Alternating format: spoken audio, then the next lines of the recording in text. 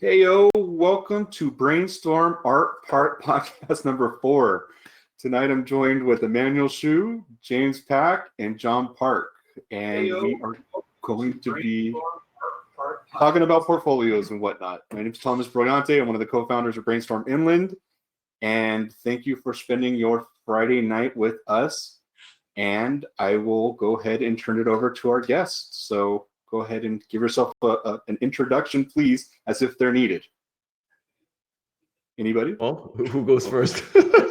All right, let's start with James. Hey guys, my name is James Peck, one of the founders of Brainstorm School, and I'm a concept artist and a instructor, and I love art, and really happy to be here to bring, hopefully, connecting us in a way where, in this kind of interesting time that we're in. So thankful to be here and hope you guys enjoy. I guess that's about it. Awesome. And the gentleman to your right, John Paick. Oh, I'm on the right? Oh. On my screen, you're on the right. I don't know if it's on the right on yours. It's on the right on mine. Hey guys, I'm John. I work in the film and game industry. Also another a founder of Brainstorm and teacher there. Yeah, super excited to have to be on this podcast with you guys and review some awesome artwork and share different experiences and whatnot. Yeah, be pretty cool. Sweet. And that brings us to our special guest, Emmanuel Shoot. Hey, hi guys. So my name is Emmanuel Shiu, and I'm a concept artist, illustrator, doing stuff for live action film. Done some games in the past, but mainly live action film. And excited to be here with you guys to check out some portfolios and see what we can see. Yeah. Awesome. And I do want to thank you guys for submitting your portfolios. There was many people that submitted. We went through and selected a handful. We're going to try to get through as many as possible this evening. We have some awesome information and a great opportunity for 3 individuals that have had collectively near 2 to 3 decades worth of 2 decades worth of film and game work right here with you, looking at your portfolios. So we will definitely get to that this evening. And so again, thank you so much. Speaking of portfolios, I mean, just kind of the general topic of portfolios before we delve into them, is there any advice, or do you guys want to preface what we're looking at when we're constructing or deconstructing these portfolios? James? Well, I guess one thing that was an interesting topic, right, that we all kind of talked about beforehand was being able to offer different viewpoints from different artists that are in the big industry of concept design. And I think that's one of the things that can be really important for all of our viewers and the students and artists to know, is that a portfolio is viewed in so many different ways, and hopefully today we can sort of give you those different viewpoints from all different experience points, and so that's, I think, one of the things that I want to kind of share right now about that. Cool. Yeah. Very cool. And I think. Sorry, go ahead. No, go ahead. No, after you.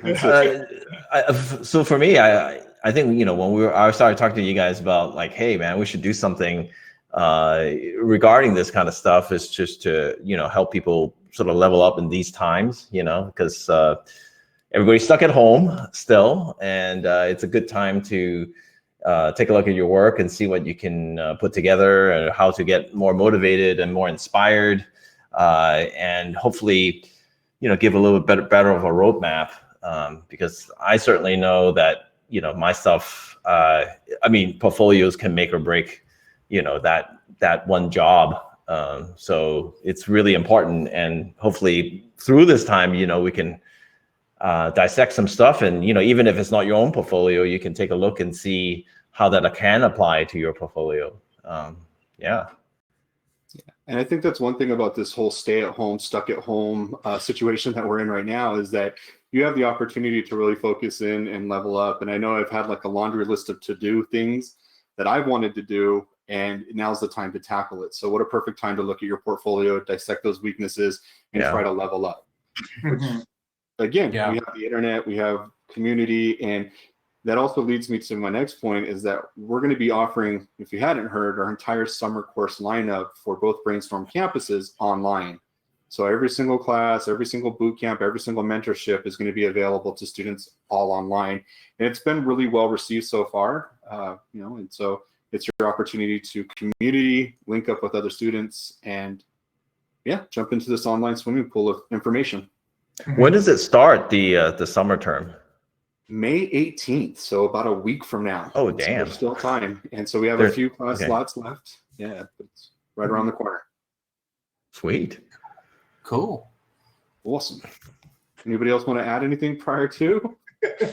Yeah, I guess we can jump in. I think some of the main points will come up, I think, you know, I guess on its own, you know. I don't know if you guys have anything that you think is sort of some of your top threes, you know, maybe, you know, like, you know, what you look for in a portfolio, or what they should have or shouldn't have in a portfolio, things like that. Yeah, I think we mentioned talking about, you know, what do studios look for? You know, what can students keep in mind when they're applying to a game studio or film or even a viz dev animation company?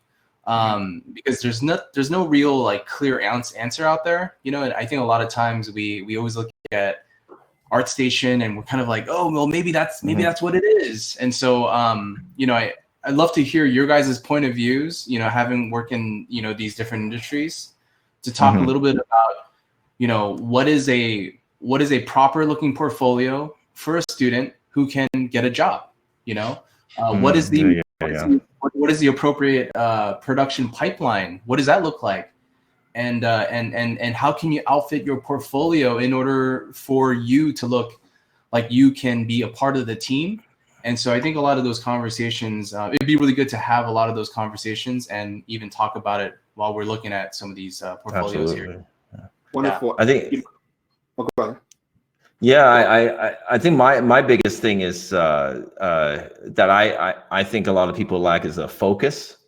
That's probably one of my biggest thing, because a lot of times you look at it and the biggest problem is you don't really know exactly what you're looking at. Like, there's so many different things, you don't know what you want to hire them for. And I know that most recruiters and people who look at work, they, you know, if they want environment artists, they don't want to see a lot of character work. And so focus is, I think, is a huge thing. What do you think? What do you guys think? I agree with you. I actually want to piggyback in really quick.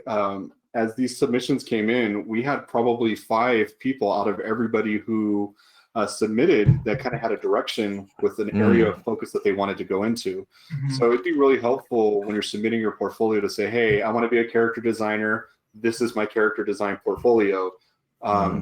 Instead, it was just a lot of illustration and kind of combined work collectively. And so I think you're right. Having that focus is absolutely important. Really quick before we jump in, I think maybe we can just take a moment to sort of introduce our backgrounds a little bit more specifically, so some of the viewers know where we're coming from and what, you know, aspect of it. So I don't know, Thomas, you want to start off? Like, yeah, I can do that. It's brief and short for me. It's approximately 20 plus years in art education. So working with the individuals in animation and game design. I've been putting on workshops for the better part of a decade with my fam here, Brainstorm, as well as other artists from all over the world. So really that's my experience, is more on the educational front and being on that side of it. So that's where I'm looking at it from. And I'd love to hear your guys' take on where you guys are coming from. Yep. How about you, E-Man? Okay, I come from a little bit over 20 years of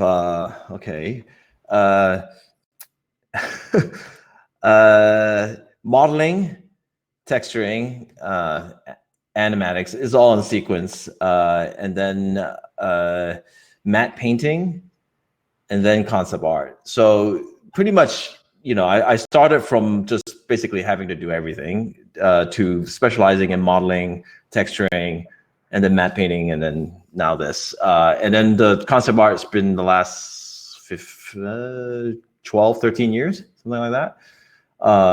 Yeah, and so that's kind of my background. Right on.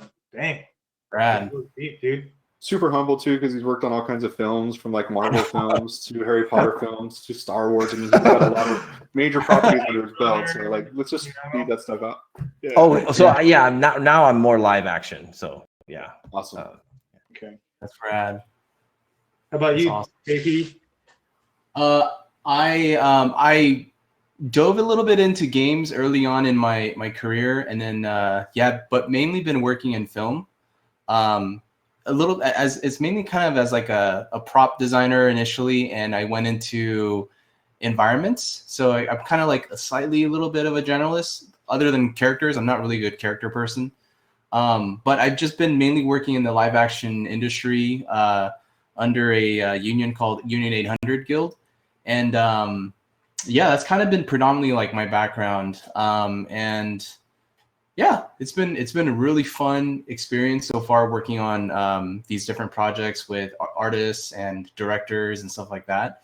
So looking forward to kind of sharing my points of views, you know, and please like take what I say or what any of us say with kind of like, you know, it's very subjective because it does come from our own point of view, and just see if it really fits in with you know, what you're looking for. So. But yeah, that's my background. Also, I think like Emmanuel, you also have a background in some education as well, right? Like you've taught classes. Yeah, I taught a couple classes, and I do mainly mentorships. So I've been doing that, and I'm still doing that. I work better one-on-one, I found. So that's what I do. Yeah. Cool. Right. Yeah, John. How long have you been teaching, John? Man, I officially started in 2009, so like 11 years. Damn. 2009. Where were you teaching? Let's see here. I taught online for a little bit, and then I started with Red Engine. That was like my first official physical, but I taught like a year or two prior to that. So yeah, like a little over like 10, 11 years. It was not smooth sailing, man. I had no idea what I was doing for a while. Yeah, you definitely figure. I mean, and you know, you learn from a lot of other friends and teachers. But it forces you to be, you know, thorough and kind of research and really prepare and be organized. So I learned that over the years. Yeah.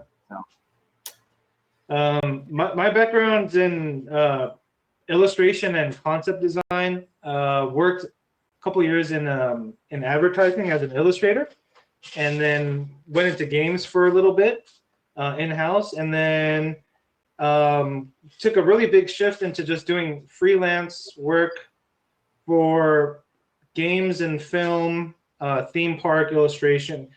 Just what I realized is when I kind of just went full dive headfirst into freelancing, I realized how many other industries there are that need this same exact thing.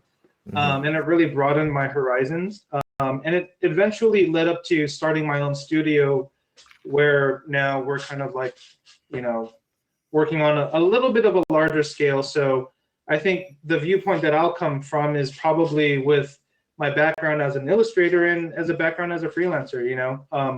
All of this is kind of like oddly contained in this very loose bubble called concept design. Like a lot of things get thrown in and out of that terminology nowadays. So I think when it comes to specifically what we do for our job, maybe that's like at least where I'll be coming from too, you know.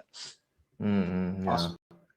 You know, I'm going to be asking questions as they pop up too. So we do have one request, and it's somebody asks if we can give or share some examples of successful industry standard portfolios.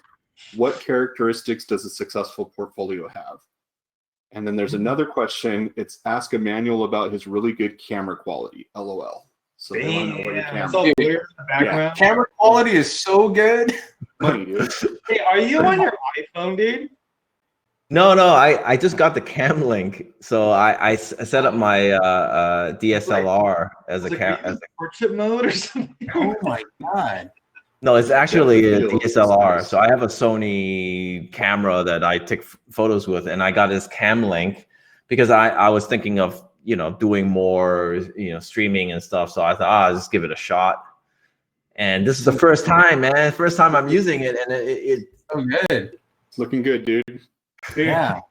Me and Thomas are stuck in 2004. Dude, I got so much range, and that's a good thing. yeah, for this John's got place, some though. blurry filter going on there.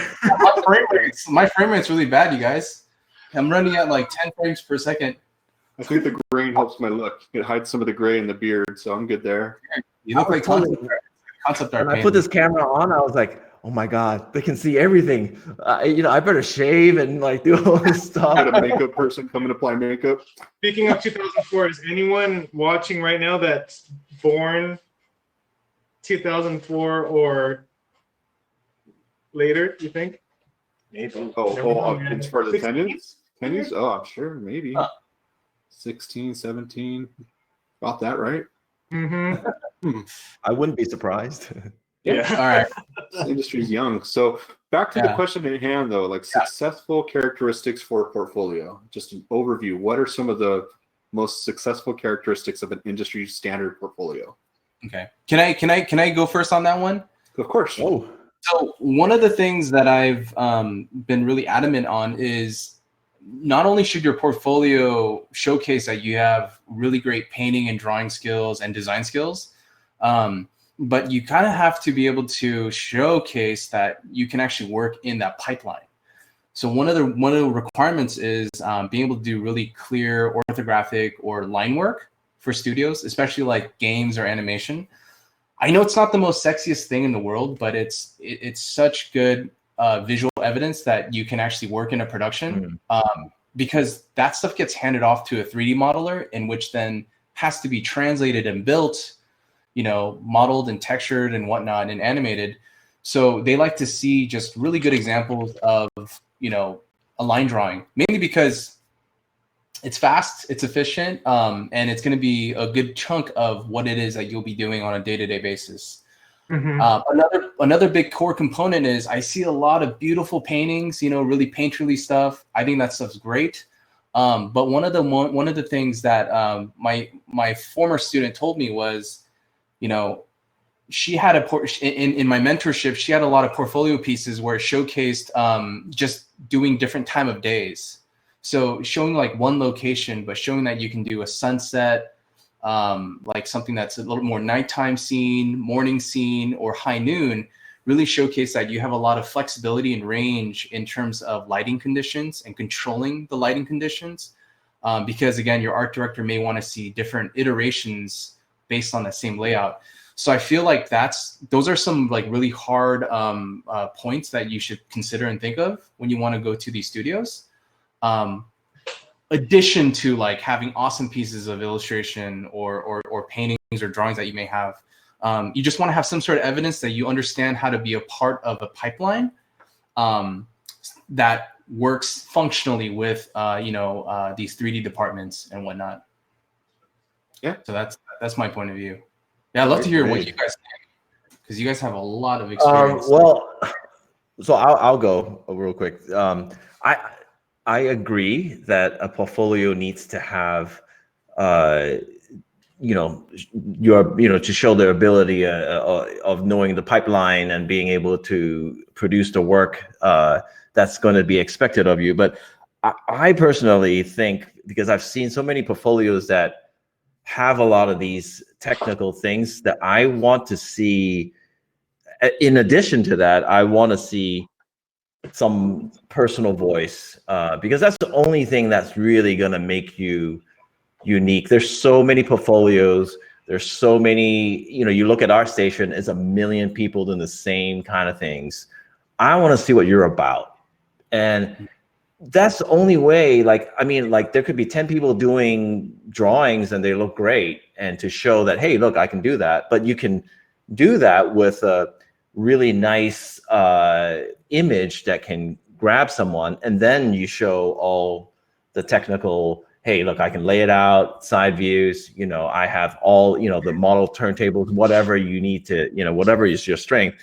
But I think that's the only thing that's going to take you to the top, because, you know, there's no other you. I mean, there's only one you there is. So if you can think of something, then it's more than likely it's going to be unique. But if you look at our station, you go, okay, I'm gonna do that, then that's not you anymore. That's really pretty much you trying to just mimic somebody. So in a portfolio, I want to see good quality. Obviously, that goes without saying.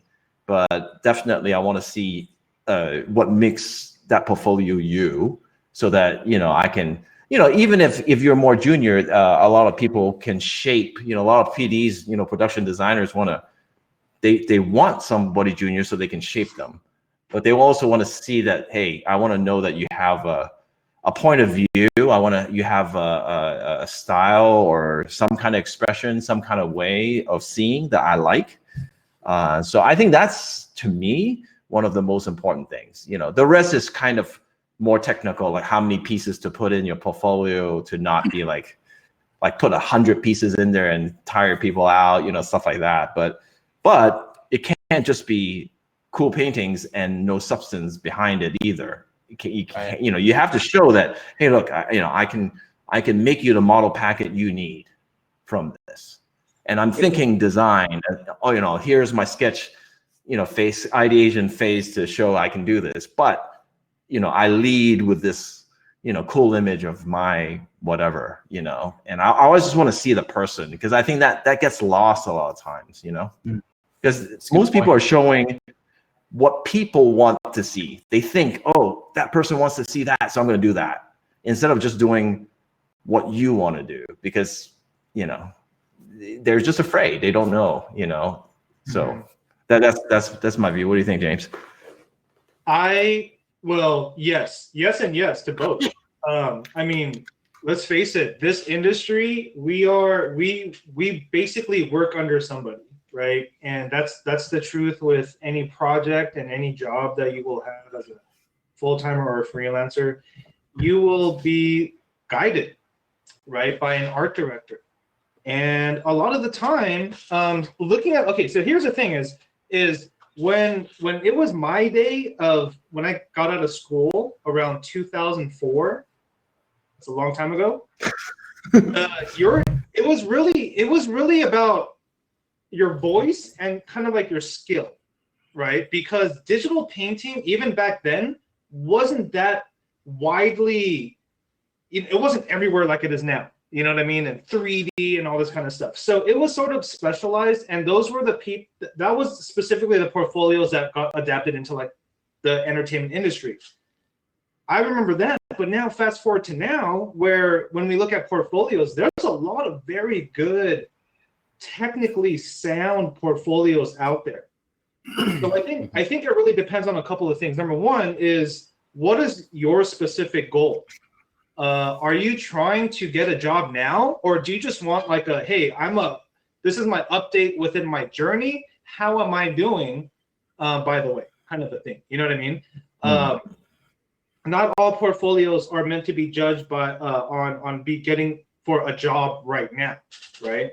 And then another thing is kind of understanding that there are so many jobs, and maybe what we can try to do is maybe discuss like maybe what kind of a field or area or task requires. Is it more technical based? Is it more voice based? Is it more like I remember one of my first jobs was because I drew really well, so they wanted me to do storyboards, sort of, you know.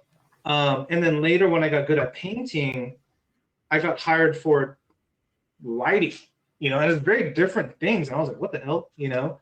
So that's what kind of confused me in the beginning, but I realized in a pipeline, and we're probably going to talk about pipeline a lot, are so many different little mini tasks that are involved with creating a project that, you know, you need color specialists, lighting specialists, people that draw really well, people that do hard surface, that translate 3D, big visionary keyframe artists. There's so many things. So yeah, there's a lot. There's so much info to kind of drop down. And I think Oh, sorry. Go ahead, Thomas. No, I was just going to say that, it is forever changing. We had a question on the chat pop up again. It says, like, what do you see the future of production art moving? And I think that that's a good time to kind of address this too, because we're talking about these different roles.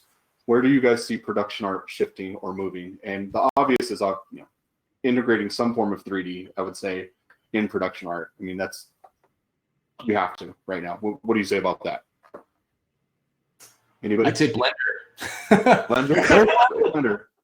Well, it's such a popular tool, but it is a conversation that needs to be talked about, especially from guys who started off from a more traditional 2D background. I'm kind of at like that weird point where, like, when I started my education, like, Photoshop was already a thing, and by the time I got in, like, 3D was already kind of a thing, So is 3D necessary? Is it something that you should adopt now? And my honest opinion is it is a great tool. It is an amazing tool.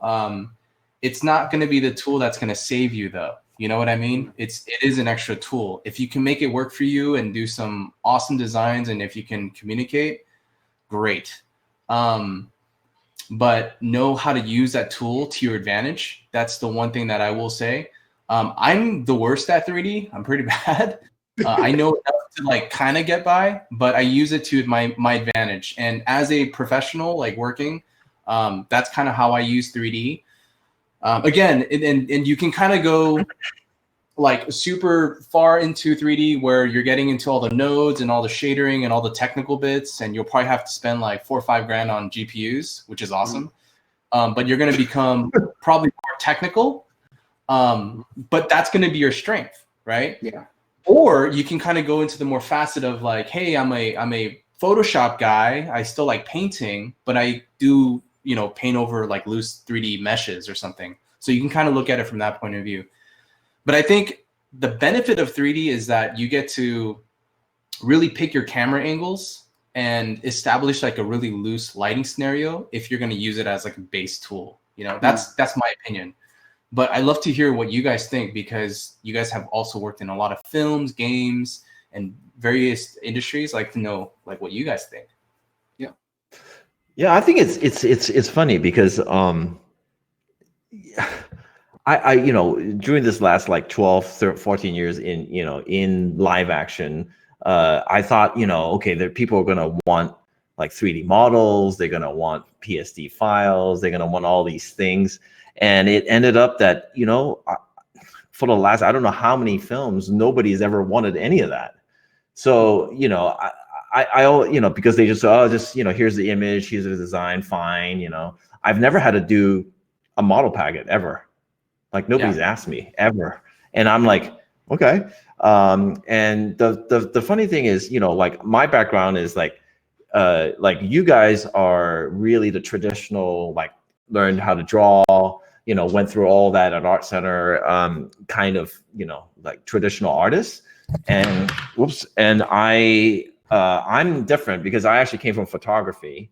And so I'm all about image making and design, because I went to architecture school and photography. So that's kind of my track. And I sketch, for ideation, but my drawing skill is nothing as close, nothing like you guys.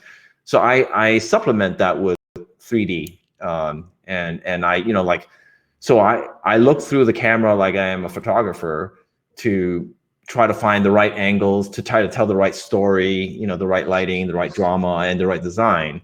So I come from it from that point of view. And I think that the future is, the main thing is still your basic knowledge of design, your basic knowledge of how lighting factors in, what kind of mood, storytelling, whatever you want to do, the basics of that still needs to apply. If don't get bogged down in any, like, don't go to Blender if you already know, like, Maya or whatever. Just stick with what you know and make some cool images is more important than and good designs is more important than trying to stay hip, and everybody's going Blender, so I'm going to go Blender. No, I wouldn't do that. I think the future is you can't avoid. Let's put it this way: everybody's using some form of 3D, so the perspective is spot on. They can find really dynamic angles. Whereas if you just come from straight 2D, I know that the angles are going to be harder to draw. So a lot of people tend to stay away from real dynamic stuff. But if you're doing like 3D, it's very easy. And you can plot your perspective super easy, and you can draw that. So learning the 3D tools, if you don't know them now, will help a lot. And I think it's absolutely necessary that you know at least some 3D. And especially now with this whole COVID-19 thing, I mean, we were talking, I have another group we talked to, ILM group, that talk about like the future of the technology and what, you know, like, because right now they're saying that on set, they don't want more than like 20 people, which is not really possible, but they're trying to keep it where the team is as minimal as possible. So they're doing this whole light wall thing, you know, with the Mandalorian, and they're saying, okay, we gotta, so now you gotta get into Unreal now. And then, but if, you know, like I was on Lord of the Rings a couple months ago, and they're already using Unreal, and some of the concept artists are using Unreal. So they, you know, the people who can do that, they're gonna stay on the job longer. So I'm off on Lord of the Rings because my contract was done. But guess who's staying on? The Unreal guys. They're still on the project, and that's okay. But you know, you have to balance. Like, okay, well, that's the future, but do you want to do that? Like, if you don't dig Unreal, then just stay painting. I mean, ultimately, people will still come to you, and what I mean by that is, when I was on Matrix a couple months ago, there's an artist there named Jeff Darrell. I don't know if you guys heard of him. He's a comic book artist. He's the OG guy who did all the Sentinel stuff in the first Matrix, and they hired him back. And he's like, he brought his this huge drawing desk, and that's all he does is pencil, line drawings, and that was it. Every day, that was what he was doing. So ultimately, if you're really good at what you do, just stay doing what you do. But if you want the future, then of course, there's going to be, you know, VR, there's going to be 3D, you know, it's all going to come with that. So yeah, that's a real long. Yeah, I think these no, are no, it's not. No, that was good. That's absolutely awesome. These are all valid points, and you know, I did workshops. We had Alex Konstad out to the Inland Empire campus, and you know, he's somebody who doesn't integrate 3D into his workflow, and he draws everything, and he's constantly working. And so, I think that's absolutely correct. You know, you do what you're really good at. Don't use it as a crutch. Use it as a tool. Having some sort of base sense and design is what's most important, and that tool that you use to get there is whatever it is, 3D. I mean, I'll say one thing is that I think for the longest time I felt like a hack because I really didn't know how to draw well, and everybody who was coming in was like kicking butt in, you know, like drawing and all this stuff, and I couldn't plot perspective to save my life.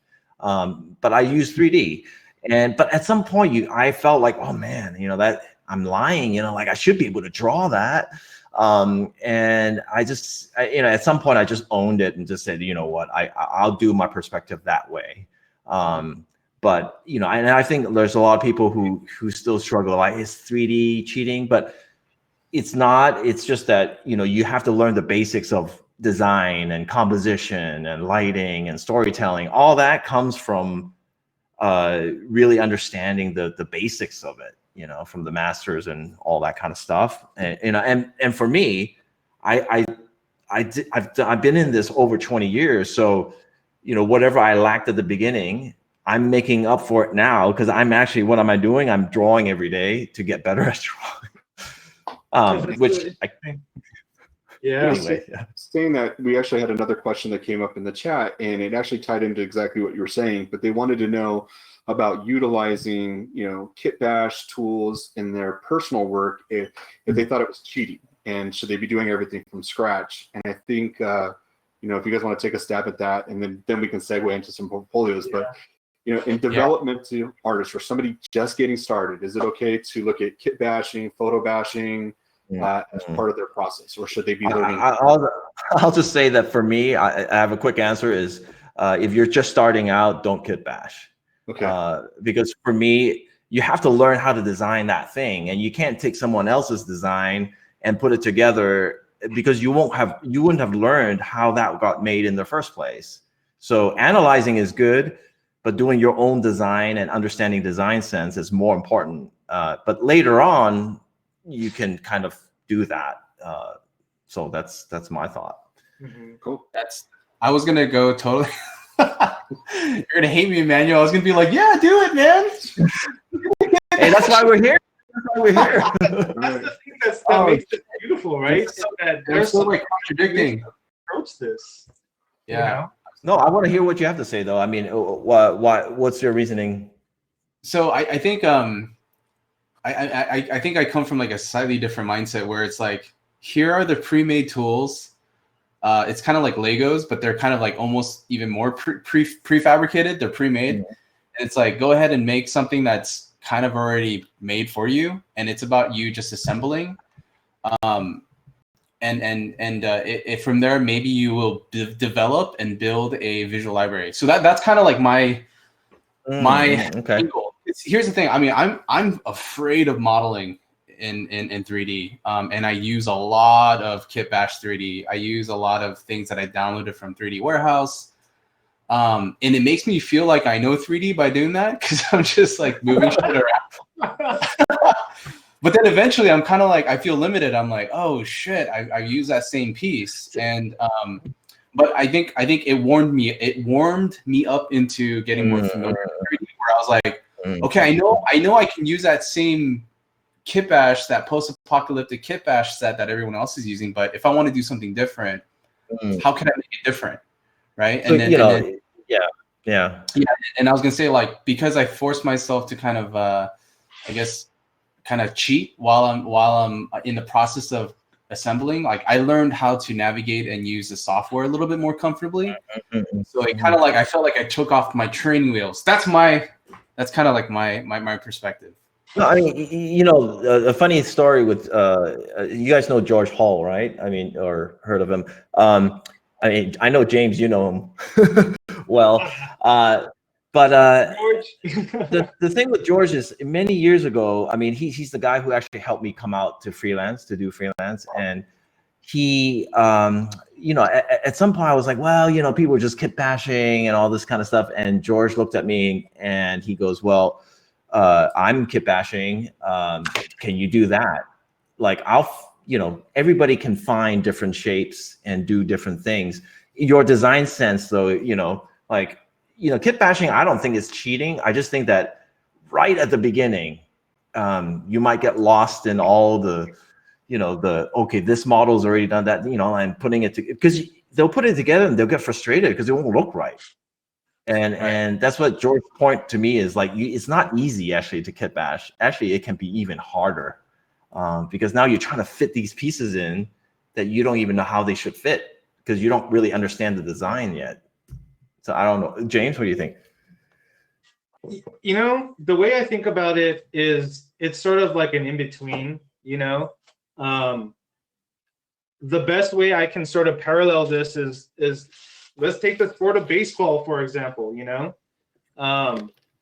You get these like superstar baseball players that found their inspiration somewhere, right? And I think that's a really key word, inspiration and passion. Whether it came from, you know, their watching a game on TV, going to a game, playing baseball on a video game or something, playing in a park, something spawned that spark, right? To be like, I love doing this. And I think that's what's really important for the generation coming into this is, you know, if you find whatever avenue, let's say it's drawing, let's say it's kit bashing with physical kits, 3D kit bashing, whatever, painting, whatever it is that really like brings that spark of inspiration. I think that's one of the most important aspects of this, you know, because that's what's going to get you to just dive into this and love what you're doing. Because Emmanuel, John, like myself, Thomas, we've been in this industry for, dang, if we add up our years, that's a lot of years.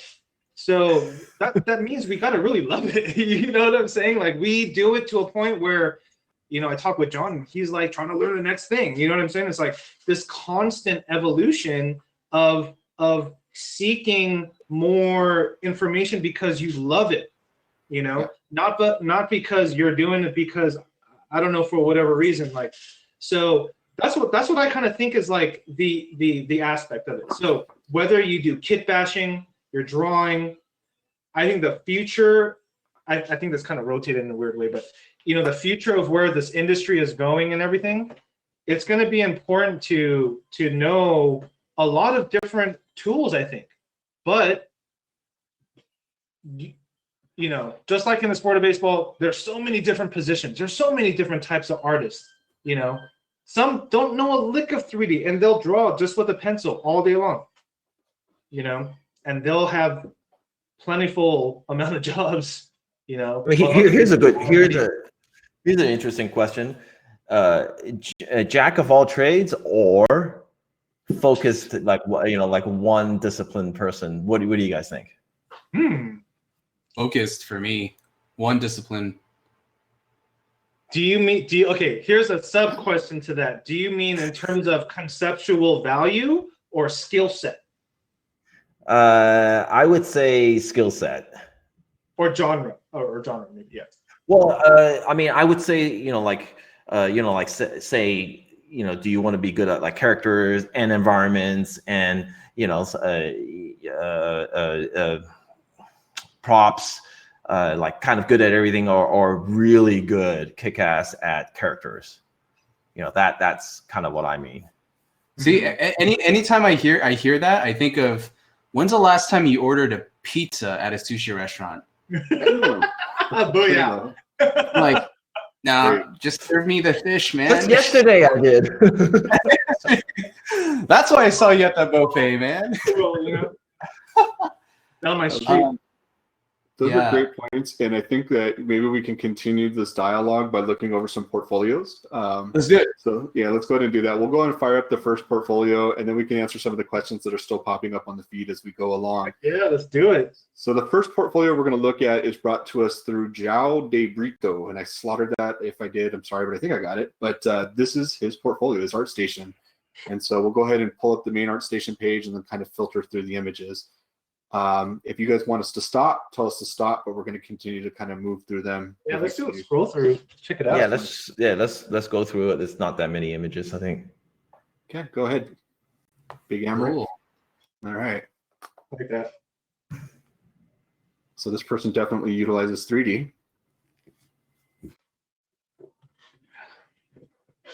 Okay. Awesome. Nice line drawings. Dude, this is strong.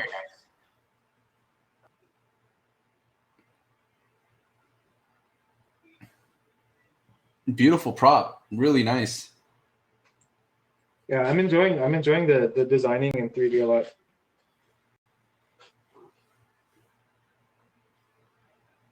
Mask. You slow down on that scroll just a little bit. All right, cool. Cool. Nice face masks. Damn, this guy has crazy range. He can do like clothing and everything.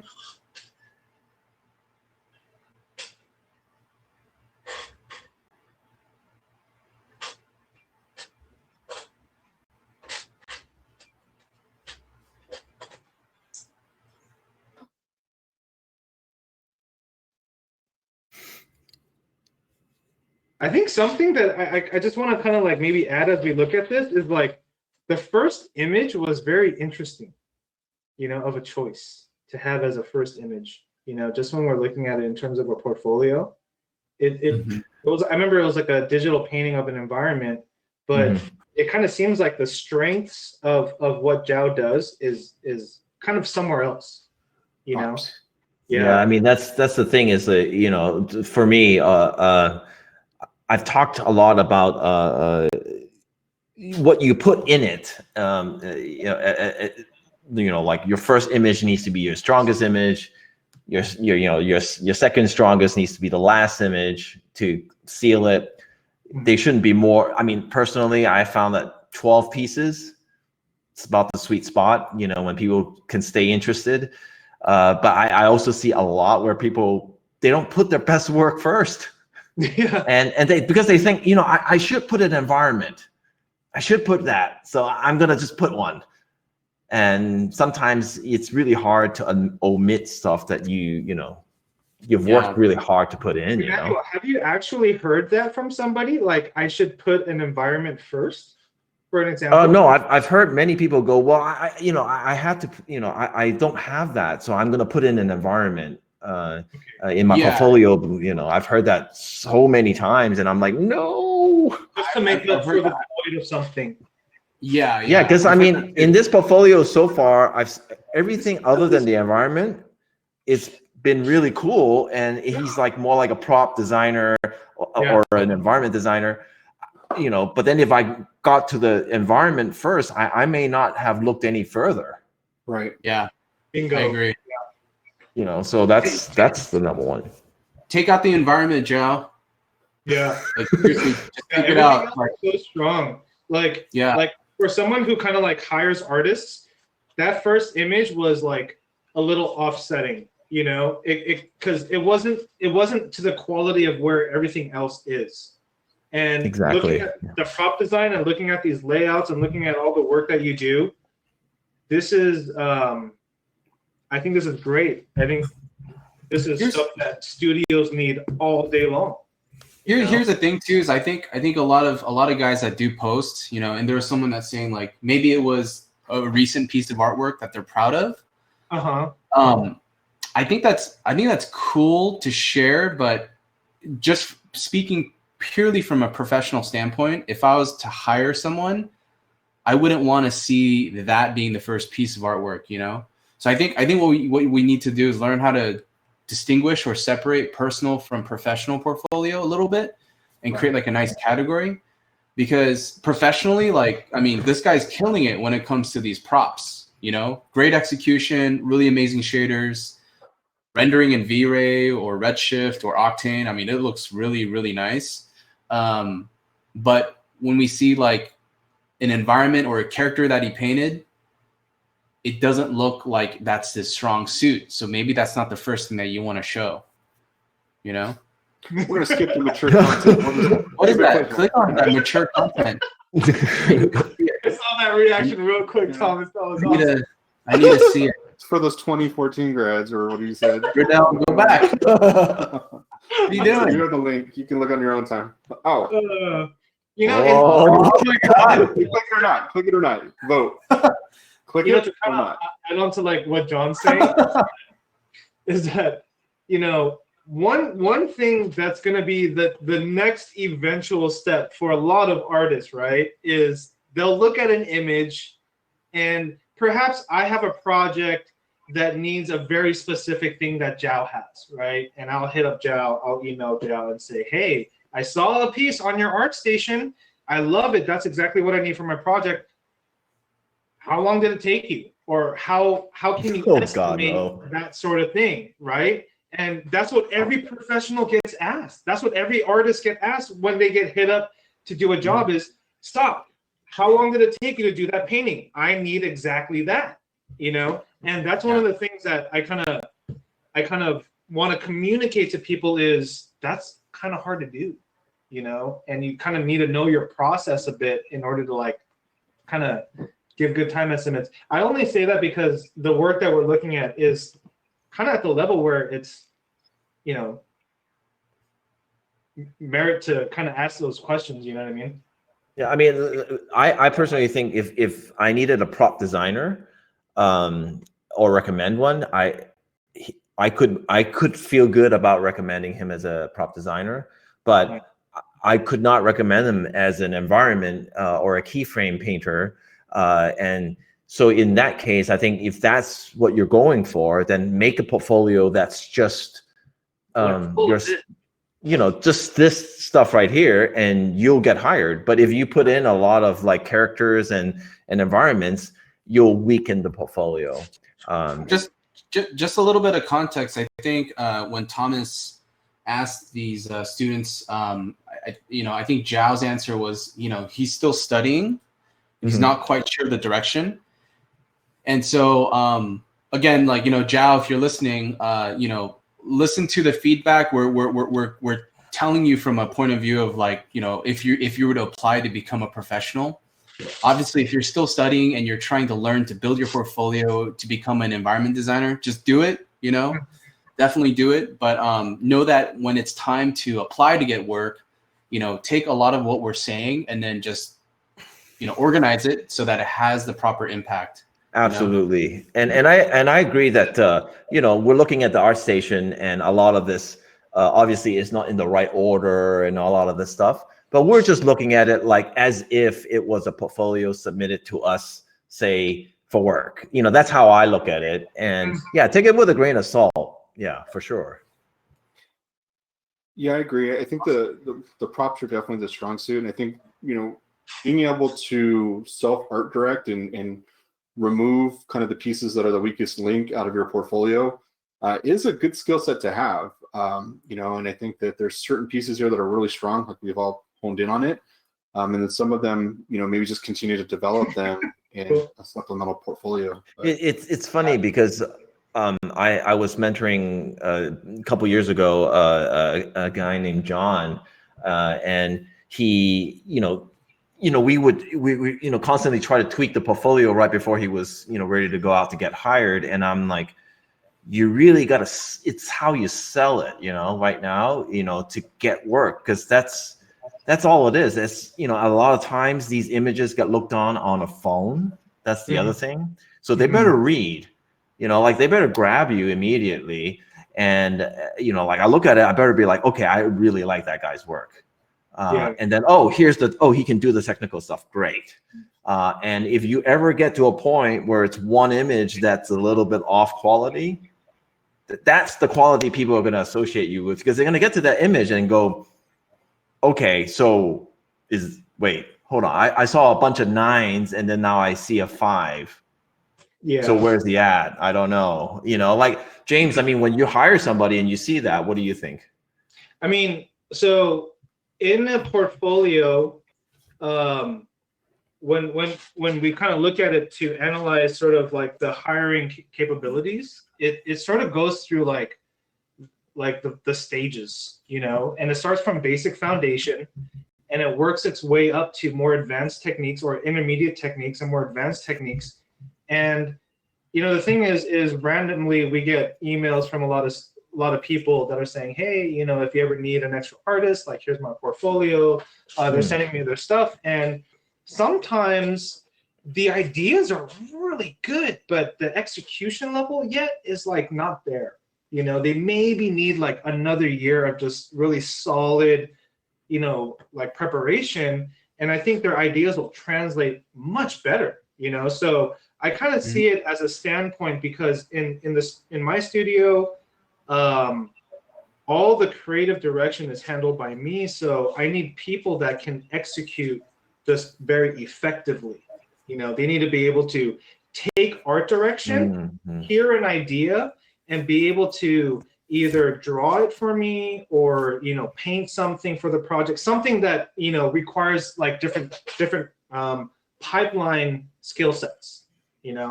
So that's interesting. I look at a portfolio like that, and so. All right, so this is actually.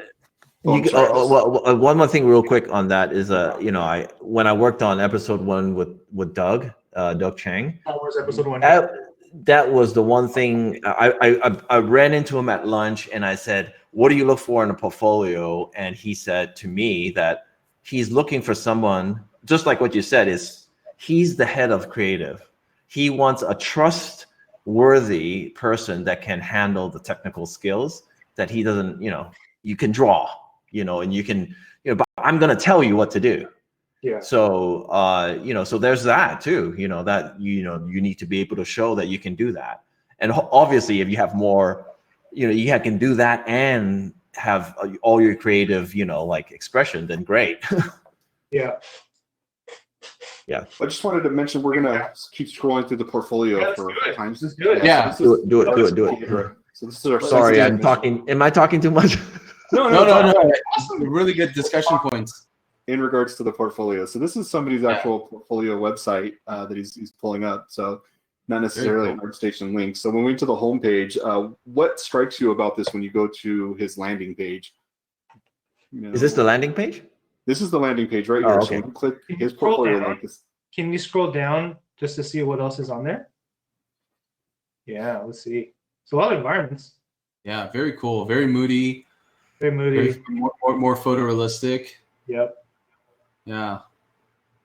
Kind of has like a matte painting flair to it. Really cool.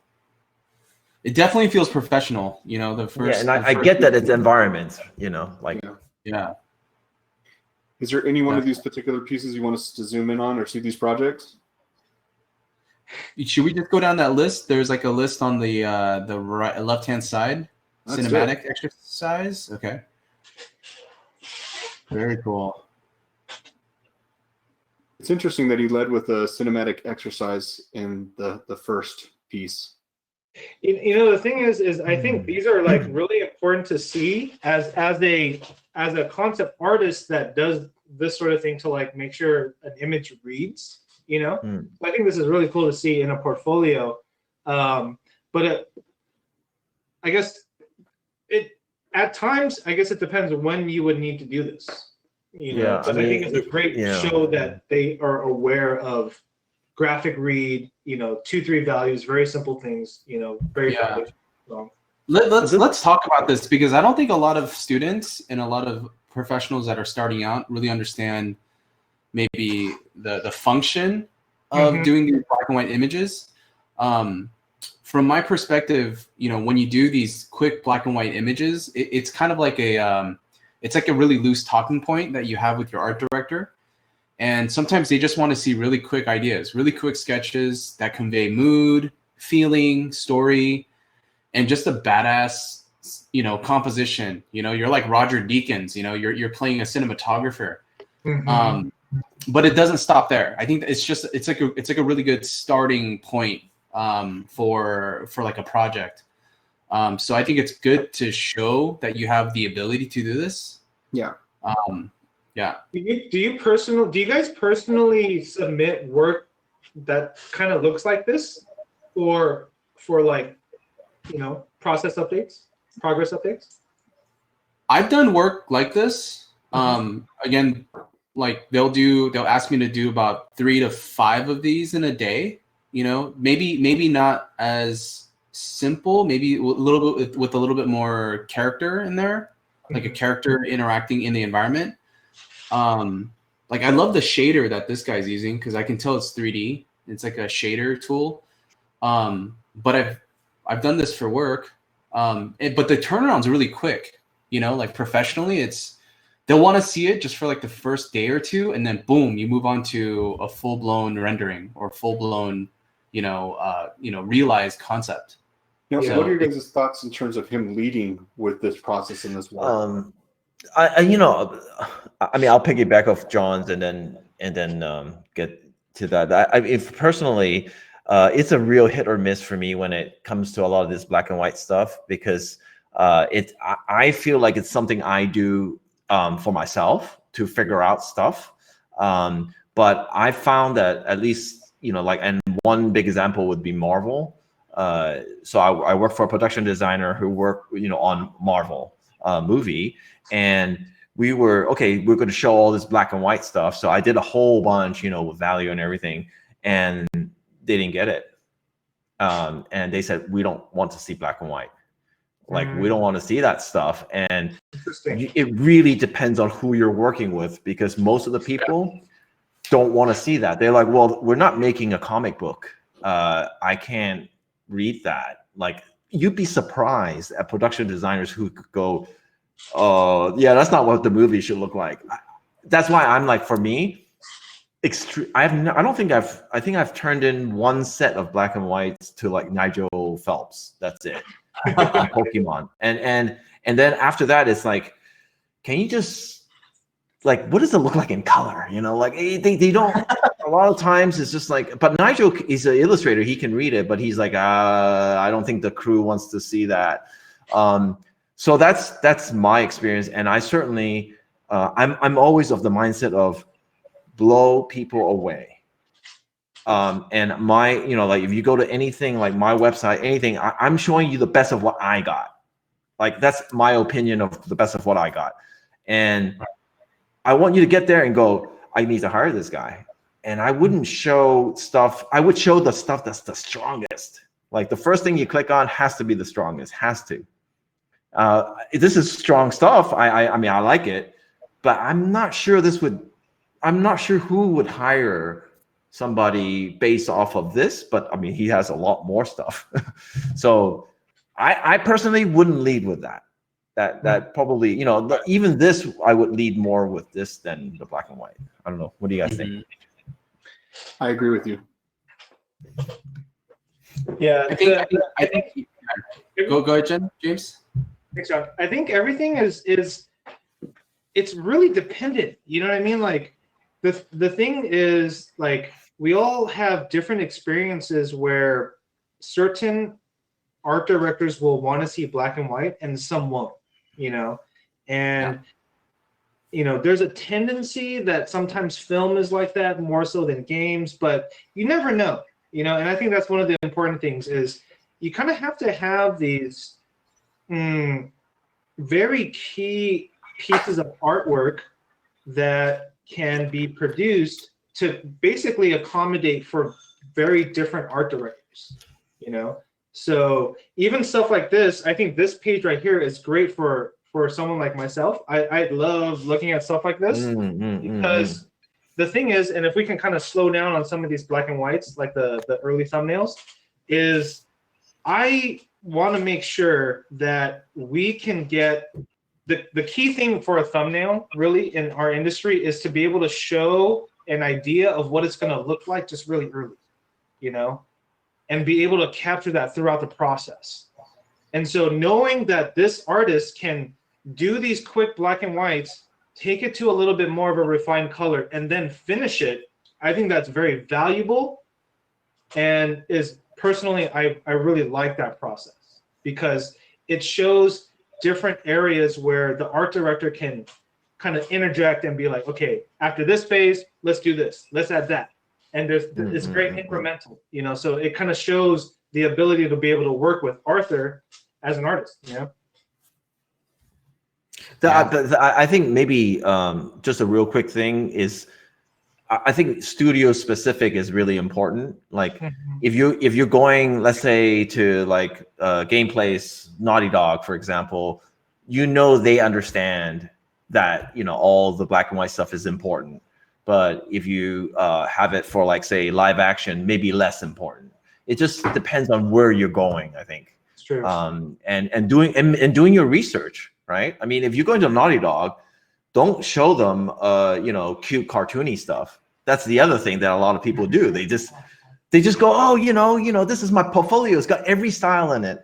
And I'm like, just tailor it more to the studio you're going for. John? Yep. I absolutely agree. Because it's kind of like, I don't know. It's like, it's literally like going to a restaurant, you know? You want to go there to eat what they're known for. And you don't want to order something that's off the menu and be like, yeah, you know, you go to this. You want to try this? I could make you know, fried rice at an Italian restaurant. Like, that's not gonna work, dude. Just go there, order Italian food. You're gonna have a great experience, and that's it. Yeah, it's like, you know, you go to Blizzard, you know, they're gonna want a specific style, you know. Yeah, I absolutely agree. I think on a technical basis, Arthur has like some really strong foundational like work when it comes to design and environment design and keyframing. Yeah, I think just a little bit more time maybe on the finishing. That's the thing that's like the last 10% I've realized is always the hardest and the most kind of painstaking part of refining an image, but it makes the biggest difference, you know? So I think that part is just like where a lot of growth is probably next for Arthur. Can you go back Yeah. one image, real quick? Yeah, looking at that final image, the final image, Amrit? Yeah, The green I one. mean, I see so many good design and design thoughts, Yeah. but I think maybe the overall composition of the finished piece and the lighting and the finish of it could be better to really sell that design, because he's figured out all this design, yet he's not really selling it here. And I think it could be sold better. But I think that I love the ideas. I think it's just like you said, James. It just needs just that little bit more, and you've got the complete package, really. Yeah, really, really nice. I love the world building. Yeah, I mean, Yeah, the thought process is definitely there for sure. One thing I will say is when I look at some of these finished images, I can tell some of it's the lighting feels a little made up. I know that this might be kicked out of a 3D rendering, but the colors and the lighting to me feels like it was just something that maybe you came up with on your own. I think it's great if once you have experience doing it, but for now, try to stick with reference that has that you can use as a guide to ensure that you're using the right values, the right color, the right harmony between warms and cools. Because otherwise, like, you're just kind of taking an educated guess, and you don't want to do that, especially when you're pouring this many hours into image making. And so planning is key. I think planning is going to be the most important thing in order to have a successful image, a successful portfolio, and a successful career. So definitely just try to do a little bit more planning on that front. Yeah, the squint test on this one, I'm having a problem knowing where I'm supposed to actually look. So, on just to really quickly add to what John is saying, if we can keep that open, is reference is one of those words that's like the most important word in our vocabulary, and it almost becomes a science on how to actually know what reference you need. So in an image like this, and maybe you guys can piggyback off of this too, is I would have so many different areas of reference that I would need to research for this particular image. Oh yeah.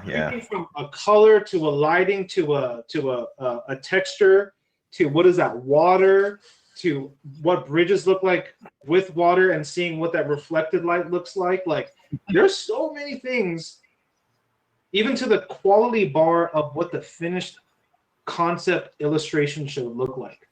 Yeah. So many things. Yeah, I'm not sure if my the guy I'm mentoring right now is watching this, but this is the thing that but this is the hardest thing for most people who are learning to understand, that they think they're cheating, they got to make it up, then they're artists, but there's no such thing. You have to understand first before you have it in your brain and before you can pull it out from your brain. And I mean, I'm 20 years in. I'm first thing I go is reference, because I know it's going to save me time. I need to know what I'm doing. So, absolutely agree. Yeah. I don't think you're going to get more brownie points for not using reference. I don't think people are going to go, man, you did that straight out of your head. Extra points for you, man. But, they're going to look at the execution. And so I think it's important that, work smarter, not harder, just really plan, take the proper measures and just, do the proper investigation to make sure that your images and your paintings look badass. Yeah, these are cool though. Wow. Nice. Go back to that line drawing real quick. I would say for this one here, Arthur, just watch out for your line weight. It's looking a little bit too samey everywhere, and it's got that cartoony aesthetic. So make sure you have your light, medium, and heavy lines. Light being for all the internal design details, medium being for kind of like the mid-size components, and then heavy lines for kind of the overall silhouette, to punch out the structure of the whole thing. So that way you have a range, because otherwise if you use heavy lines everywhere, it starts to look cartoony, And on top of that, if you're looking for reference, just look at John's drawings. They're pretty kick-ass. No. Look at Darren Bacon. Yeah, they're making badass. Darren Bacon. Bacon. The thing is, here's the thing, right? Bacon. Even for like quality bar, right? Is every time you have an execution level that you're trying to hit it, try to find what the best example is.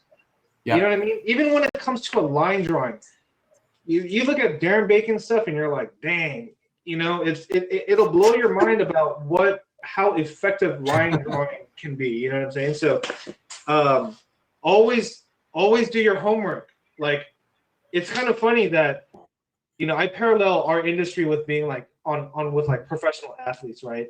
And it's like, if we're playing in the NBA and you don't know every professional player in your league, then something's wrong. You know, you got to know a lot of these artists that are out there, and luckily they're kind of concentrated on ArtStation, right? So spend some time, learn about the artists that you don't know about. You know, take this job kind of seriously, take this passion seriously, and you know and in my opinion, it'll reward you. You know. Yeah, and I think here's an easy way to you're not going to get a portfolio review every day from people, but the easiest thing you can do is just take the person that you think is really good, his work, just put it right next to yours and ask yourself, you know, where you stand. I mean, you can't lie to yourself, you know. And if it doesn't look there, then try to figure it out, because that analyzing is going to help you. Like, you're going to understand, oh my God, that guy does that really good, so I need to get better at that. Yeah. But a lot of people don't do that. They go, oh yeah, I know, you know, like I know their work. I'm like, but have you put it up right next to yours? And when they do that, they go, oh, okay, yeah, okay, I get it. And then they walk out knowing what they need. I mean, damn, that's free. Like, right there. Just don't put up Craig Mullins or Jamie Jones next to your work. Yeah, then you're just crying a lot, but you know. Yeah, well, I had to do that on Lord of the Rings. I was going through the folders. I was like, oh my God. You know, it's like Jamie Jones is on there. Like, all these people are on there. And I'm like, it's too what good. the hell, man? But it is good in a way, because it makes you go, okay, well, he's a human. He can do that. So what's it going to take for me to get there? May not be tomorrow, but maybe in a year, 2 years, 3. I mean, anybody can paint well. It doesn't matter. Anybody can paint well. You know, to kind of add on top of that real quick is there's so many things that are like, so many different techniques and tools that are out there. For people that are learning, try to just, you know, it doesn't really matter what tools you use, to be honest. Like, there's ways to integrate everything to work within a pipeline. Kind of try to stick to something and learn it well to a level that's pretty strong, you know? At least for me, I think that's really important, you know? Quick question, on this portfolio right here on Perrier. I hope I'm not messing up. Pierre. Okay. Queer. Yeah. The third portfolio. Pierre, right? Yes. Yeah, really, really good stuff, man. Really great line drawings. Really nice design ideas. Yeah, I was just looking through all this stuff while you guys were talking. There was one that oh yeah, that's cool. Yeah, really, really nice. Do you want them to go back to the main page so you can hone in on one? Yeah, could we go look at maybe just, I want to kind of get your guys' thoughts. Maybe is the second one is kind of the use of 3D here. So this one's cool. I love the research page and just exploring ideas. I think regardless of what medium you're going to use, whether it's 3D, Photoshop, or photo bashing, or VR, it's always good to kind of have this, you know. So this is an excellent page in terms of being a thinker rather than just, you know, being a wrist. So this is great. But if we go to the next page, this is interesting. So I want to kind of know what your guys' thoughts are in this, you know, like, is it worth showing the process? And also, how do you guys feel about how this was executed, in terms of drawing or painting on top of this 3D model? Interesting. It's like a two-part question. Well, if I can just jump in real quick, is one of the most important things that I've realized with working with different creative directors and different art directors is that, for example, with step one, the sketch, they're gonna look through a series of sketches and be like, yeah, I like that one. Okay, let's take it to the next phase. Let's take it into 3D, right? The block-in, for example. Now, for some degree, like the design changed in a way where I'm not exactly sure how or why. You know what I'm saying? So that's something that I would point out just as how it kind of works within the industry. But kind of like in the last step, it kind of brought back what was in step one. So it kind of like rounded its way back home, but it didn't necessarily show that in the process. If you're going to show a process, it should really show the kind of confidence building from step one all the way to step 5. If that was the case, Emmanuel. I agree. I agree. I think that the model, yeah. I mean, I agree with that. I'm not sure I need a work in progress frame because I feel like, okay, it's not really necessary, and pushing the composition and rendering in Photoshop, not necessary. I mean, I get from the model to the final image, I get where it's at. And, this is one where I'd rather see your composition sketch, like your black and white or your loose sketch. I'd want that in there. I'm not crazy about the model to show it because I think a lot of people start making a lot of critiques on the model and on this and that. Put stuff in there that really is something that the production design, like I would never show a model to my production designer. I just would never do that. I would show them the sketch, and then the next thing is, the model with a rough paint over. I would never just show a blank model unless I was just designing like a tower. My end images are always going to have lighting and value to it. Has to, because they don't like it without it. I mean, that's just what I find. Yeah. Also, you might save yourself from creating more work.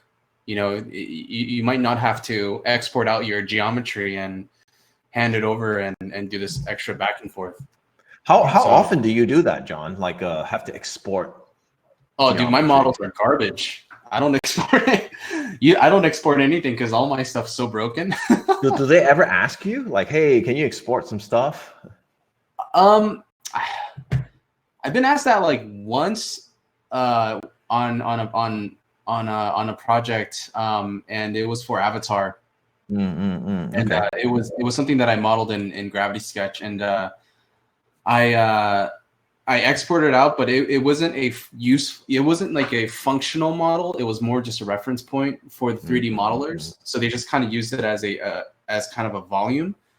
But when I work in these projects, I never really advertise like, hey, I modeled this, because I personally kind of want that to be kind of like a tool that I bring out once in a while, as like my secret tool, to kind of get so my strategy on that is I never tell them that I can model, and I in the last 12 years I've never exported a model because I used to be a modeler, and I wouldn't just not, because then they're asking you to model and all that. But the previous frame, like on that 3D model that he presented, if I showed that to a PD, what they'll say to me is, oh, you're missing this. Hey, you're missing that. And then this is not right. And that's not right. But you haven't even, that's why I wouldn't show it. Because I know what they're going to say. They're just going to start commenting on all the stuff I'm going to work on. So that's, Yeah, I think that's the thing, is the industry has so many, like subtleties to it, where if you're more maybe starting out to try to get more exposure and land your first job, there might be different things that you're going to put in than someone who's more seasoned and has a lot more experience. Exactly. You know, so you know, one thing that I've realized working with different studios is that, you know, whenever we do or when I do artwork in a design or even block out some basic 3D and even send it to them, they want to kind of do a lot of the major 3D building in-house, you know? Yeah. So then they'll take shots or they'll send me the model and be like, okay, you know, choose your different camera angles and, you know, let's take it to the next step then. You know what I mean? So sometimes, you know, knowing where we fit in with that pipeline is very important. Yeah. And I think sometimes it's, you know, there's so many positions you can be at, you know, like you can be pre-pro, color guy, you know, with lighting, composition. You could be the guy who does more of the 3D. You know, there's so many different sort of little, the positions are so different that I think a lot of people don't understand. So they just try to throw everything that they know out there in their portfolios. So it becomes a lot of different stuff, and it's not targeted enough, I think, sometimes. But you know, actually, this guy's environments, and he's pretty good at it, you know. And I like the storytelling. That I really like that he's going for that, because there's a you know, in live action there's a lot of keyframe stuff. Like most films I'm on now need keyframes. Like that's a huge thing. And like if you like doing keyframes, that's definitely something. How detailed do you guys do keyframes in film? Because online, when we see like keyframe, that term, it's like crazy rendered stuff. Is that the reality? Depends on who you are and depends on who you work for. Like sometimes yes, sometimes no. I mean, I know that's not much of an answer, but it just depends on who you're working with. Yeah. Okay.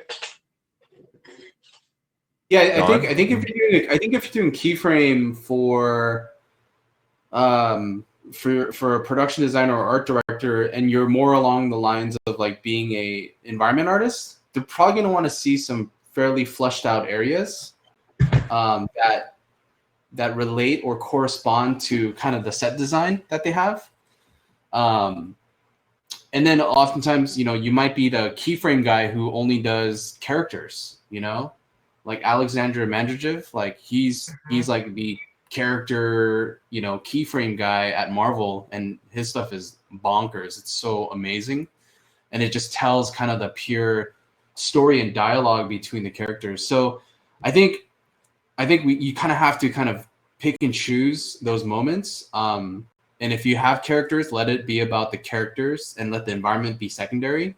But if it is about the environment and you're kind of really showing the establishing shot, you know, really sell that and really try to make it as evocative as possible. Yeah, I mean, this stuff is really cool. I think this is probably one of my favorite sets.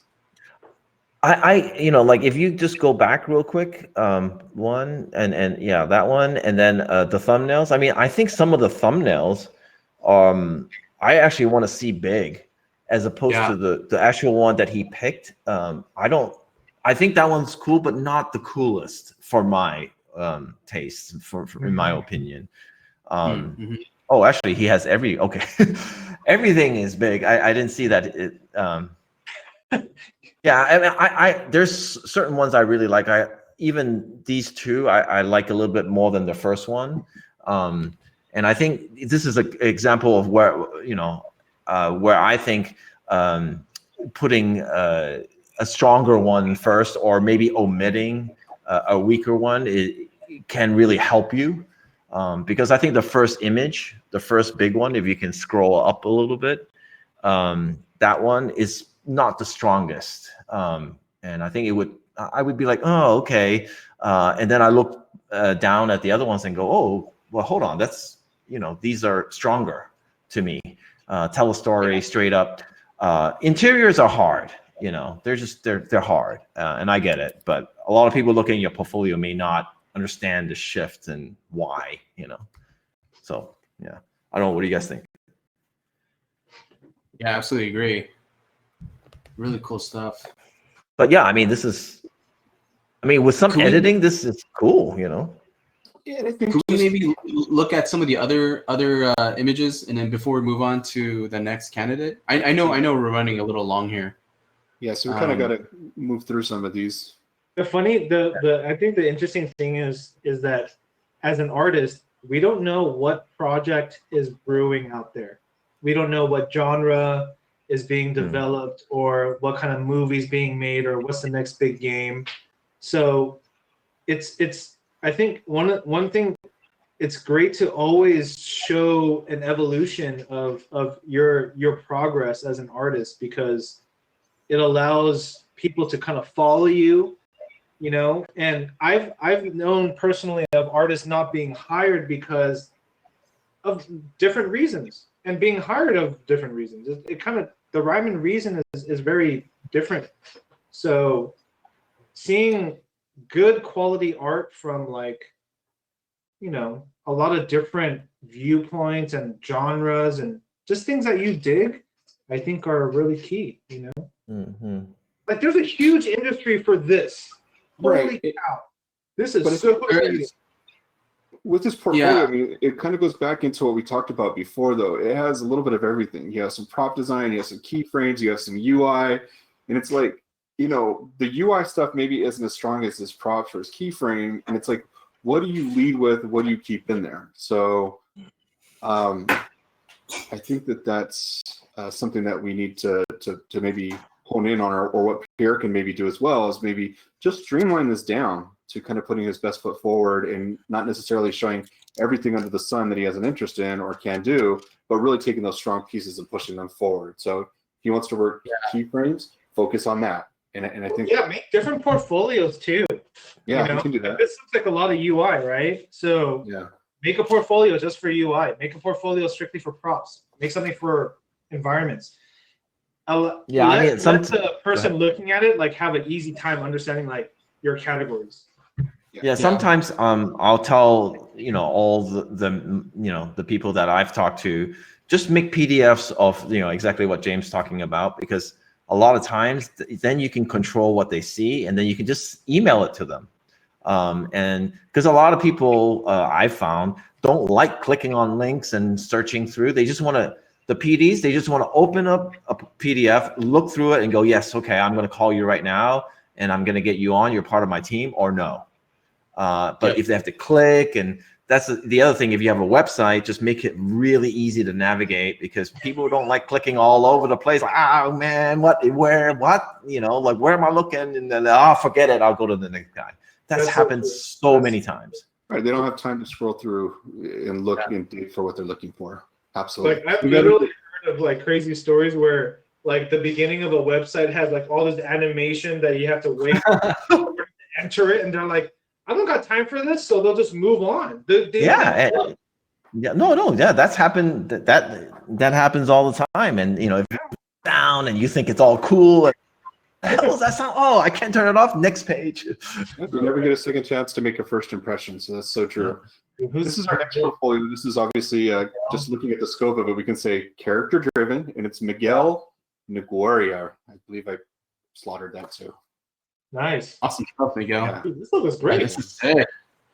It's, you know, I think first impressions is like, even just seeing all the thumbnails, is you get like a really good understanding of a quality with a focus.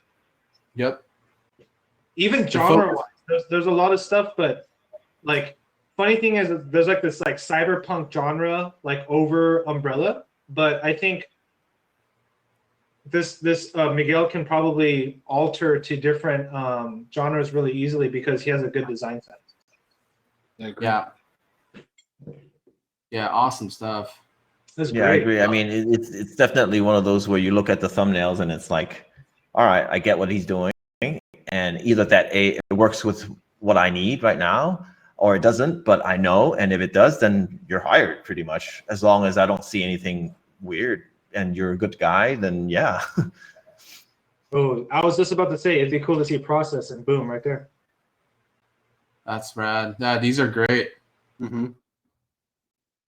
Something about concept design is it's really about understanding how artists think. You know, we're trying to show in 2D images how we think in these different snapshots chronologically with what we do. You know, Could I think showing process is good.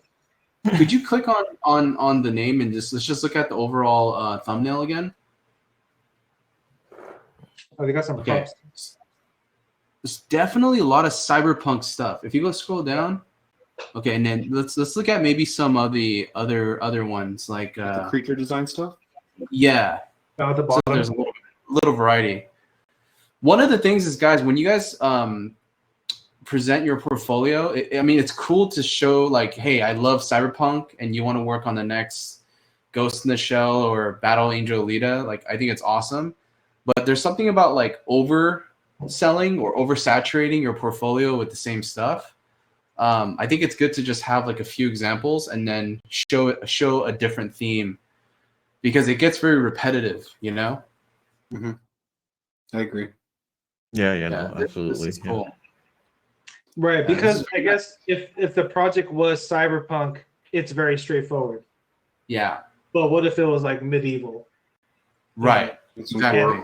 And the art director or the production editor kind of likes your design sense, but can you pull it off? Yeah, and you don't want to be just the cyberpunk designer. You want to be a character designer, right? Yeah. So that means like the art test comes from, huh? Yeah, it really does. Especially if they're working on a movie that's not cyberpunk, but maybe they're working on something that's medieval and they want to test your design sense. They're gonna give you a test, you know, because again, ultimately they're gonna invest in you, you know, they need to allocate budget to hire you, to get an onboarding all set up. So you know, they need to make sure that you are worth the investment to them. But generally, like, really awesome. Yeah, I mean, no, absolutely. Yeah, I love that skull, dude. That like kabuki skull, like red, like with kind of like holographic horns. Yeah, that's neat. Dude. Oh, and there's variations. Cool. Yeah. Oh shit, that's sick. I think you're right in terms of variation. But what I like about this and what I appreciate about it, there's no confusion. Like looking at his stuff, you know what he wants to do. Yeah, no, absolutely, yeah. And Yeah, something that that happens within concept design in general is like the idea of like horizontal variations versus vertical variations, you know? So a lot of the time, the phase one would be how to get as many ideas that are different, you know, as like the first phase that's wide. And then once they pick one, then they'll go down vertically, seeing kind of like in the skull with the red is like it's the same skull with subtle variations. I think showing those two different disciplines of showing variations are really key. Yeah. I mean, yeah, this is awesome. I mean, granted, these are like color variations, but if you wanted to push this even more, Miguel, it'd be awesome to see design variations on top. Maybe there's one where the mouth is completely covered. Maybe there's one where there's only one horn coming out from the center of the forehead. Or maybe one where there's, you know, the jaw is like, it kind of unhinges and there's like a separate component that like comes out, you know? So there's a lot of things that you could stack on top of this. So it's kind of like creating like as many variations within this basic silhouette or something, you know, this basic. Yeah, within this basic framework. You know, because otherwise it's just like a paint job. It's like you go into a car dealership, and if they only offer that one car model, but it comes in like 4 different painting schemes, you're gonna feel like, okay, I get it. I don't really have too many options, but I have options with color. Nice. You know, maybe you want to see different models within that brand line. Very cool, man. Awesome stuff, Miguel. I think as an overview, Miguel has your stuff looks very strong. very focused in terms of what your discipline is. Yeah. So I mean, I agree with James, but here's the thing: I would say if you were to make a portfolio from this, let's say you're going to make a PDF, just make sure that if you're going to have like 12 images, they're not all the same. Because if you look the first row, they pretty much look like all of the characters are very similar. So you can pick 12 from here and really get a little bit more diverse, just like you guys have been saying. Yeah, get that range. Yeah. I mean, even if you was just to mix those up, a little bit and separate some of the creature stuff in between, it just shows variety when you're looking at it. Straightforward. It's hard because this is ArtStation. They're just posting when they're posting. They didn't really know this was going to happen. So I get that. Yeah. But here's the thing too: is that person that's going to be aware of that fact will get just a little bit of a just the edge. portfolio. Absolutely. If they're not submitting a portfolio link and this is what they're leading with is their ArtStation, they absolutely should present it in that way. Even if it means scrapping the portfolio and rebuilding it or uploading the images, because if that's what they're leading with, that's what an art director is going to see. So and here's a good on ArtStation you can make tabs. So for all the stuff that you're experimenting with or playing with, you can make a tab for that. And you can make a landing tab where all your employers, whoever, potential people, that's the tab that people look at for your portfolio. So you can still play and you can still post 1 million cyberpunk images and they're all great, but they're all in the tab of, for you. Everybody still gets to see it, but, like these are great. I mean, this is just a good different look. Right. Personally, I love seeing where artists start. I love that spawn, that where they start from. I love seeing that. Should we go to the next artist? Yeah, absolutely. do it. Yeah. Good stuff, Miguel. Thank you. Yeah. Awesome. Damn, Jax. This is Jax. Jax works. Jax works. First impression, man. It's like almost like a generalist. There's a lot of different stuff. A little like more focused on character, creature, right? That's what it looks Definitely like. more character creature based, yeah. Well, it looks like props, vehicles, environments. Yeah, this guy looks like it's like, you know what? I can do it all. Check out my environments. And it looks pretty solid. Yeah, the quality looks pretty good. I like those black and white. Cool. Yeah, those are good values. And I think that's what is that like. Okay, here's okay. So we went to Art Center, and every term you apply for scholarship, right? And the funny thing is you kind of understand who is reviewing your work in scholarship, and a lot of students would then cater the work that would appeal to those people. You know what I mean? And so you're going to see a lot of different art directors that have a personal affinity with certain type of work. You know what I'm saying? Mm-hmm. So I personally love like black and whites because I dig that all day long. I'll do that, just for fun. So when I see someone love it as much, then it kind of sells a lot, Yeah, this is great. Dude, good stuff, Jax. Wait, what's your name? Is that Jax? Wait. It's just Jack's work, and you put first name on the email. There's no last name, and it's just Jack's. Yeah, it's really, really awesome stuff. Love it. High quality, very professional. Good stuff.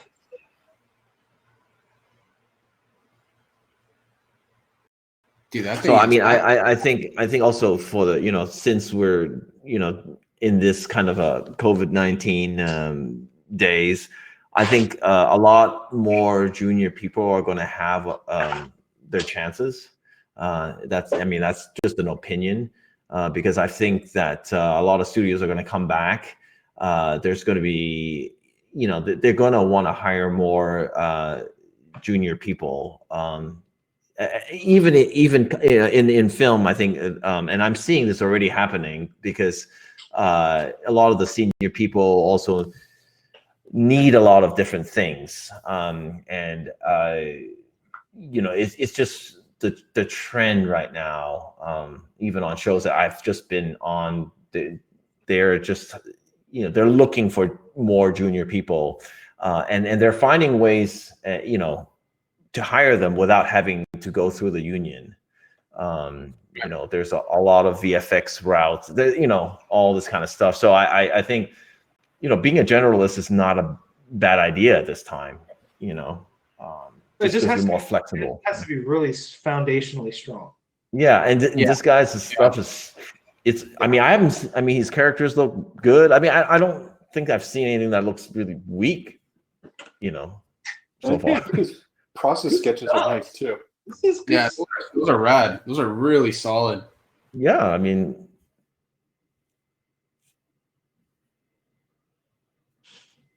Those are so crazy weird looking. It's awesome. It's like some praying mantis bird. I'm thing. a fan. I'm a fan. I'm a fan of Jack's works. Jack's works. Good job. Jax. yeah, it looks good. The great thing is when you see a generalist, to see the quality bar being executed across everything. Yeah. You know, and I think that's one of the true tests. Yeah, I think he has a good sense too, you know, just all across the board. It's good. I think Armand Serrano says it, and he says it in one of his classes. And again, I'll say it, but he says all killer, no filler. And I don't know that, you know, that's his phrase. But he's like, dude, That's all killer, awesome. no That's filler. an awesome saying. That's All a nice- killer, no filler. Damn, I'm gonna use that. From Armand. Dude, I say too much filler, guys. You need more killer. Yep. enough killer. No, Dude, no, This is sick. Good stuff. Jax, thanks. This is great stuff. Yeah, A plus, A plus. I think this is. Oh, dude. Wow. Hell yeah. Oh man, I think it It's- shows all the right thinking. He says, Jax Works, concept artist, available 2019. I hope you're working, man. Yeah, absolutely. Okay, so on that note, update your stuff, man. You know, we're well into 2020, so just make sure your stuff is updated. All right, Let's should we go to the the next artist? Yeah, absolutely. Yeah, Good let's work, do it. Jax. All right, Really this good is stuff. Jared Mondragon. Jared. Okay. So Jared says he's currently specializing in 3D modeling and illustration. So that's his background. 3D modeling and illustration. All right. Modeling and illustration. All right. So let's go to that dish because I'm a sucker for satellite dishes. Dude, yeah, man. Well, looks like some process going down. It's like a Go through the model. nice.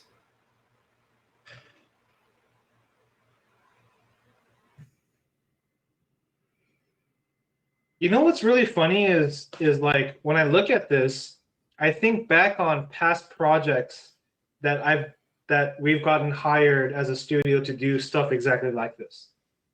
You know what I mean? And I realized I'm like, wow, if I knew about Jared during that time, they could have been a resource.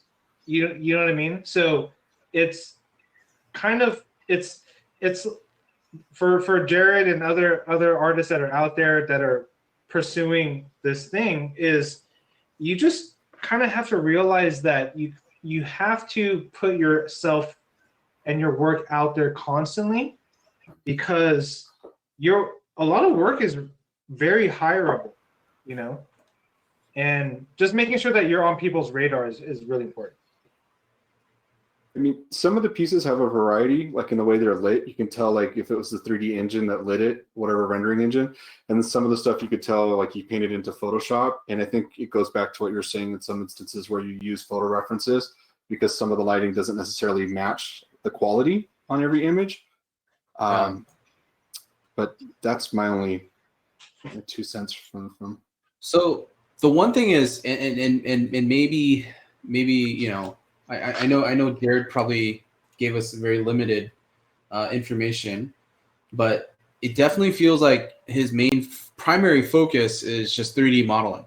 You know, I don't know if it's 3D modeling and concept, but it definitely, I feel like, you know, hey, your 3D modeling skills are really good, and that's kind of predominantly what you would get hired for, is to model maybe someone else's designs. Now, if you wanted to be a 3D designer, I think it's important to show design range, and even doing a little bit of a deep dive in some of these vehicles and show like different design iterations and variety. Because right now, just kind of looking at everything, it's just showing like, hey, I know how to do hard surface. I know how to do like a modern car. You know, here's some props. You know, here's how I can light it, and it just kind of solidifies like, hey, I'm a good candidate for just 3D modeling. So I think we should kind of make sure that that's clear. You know.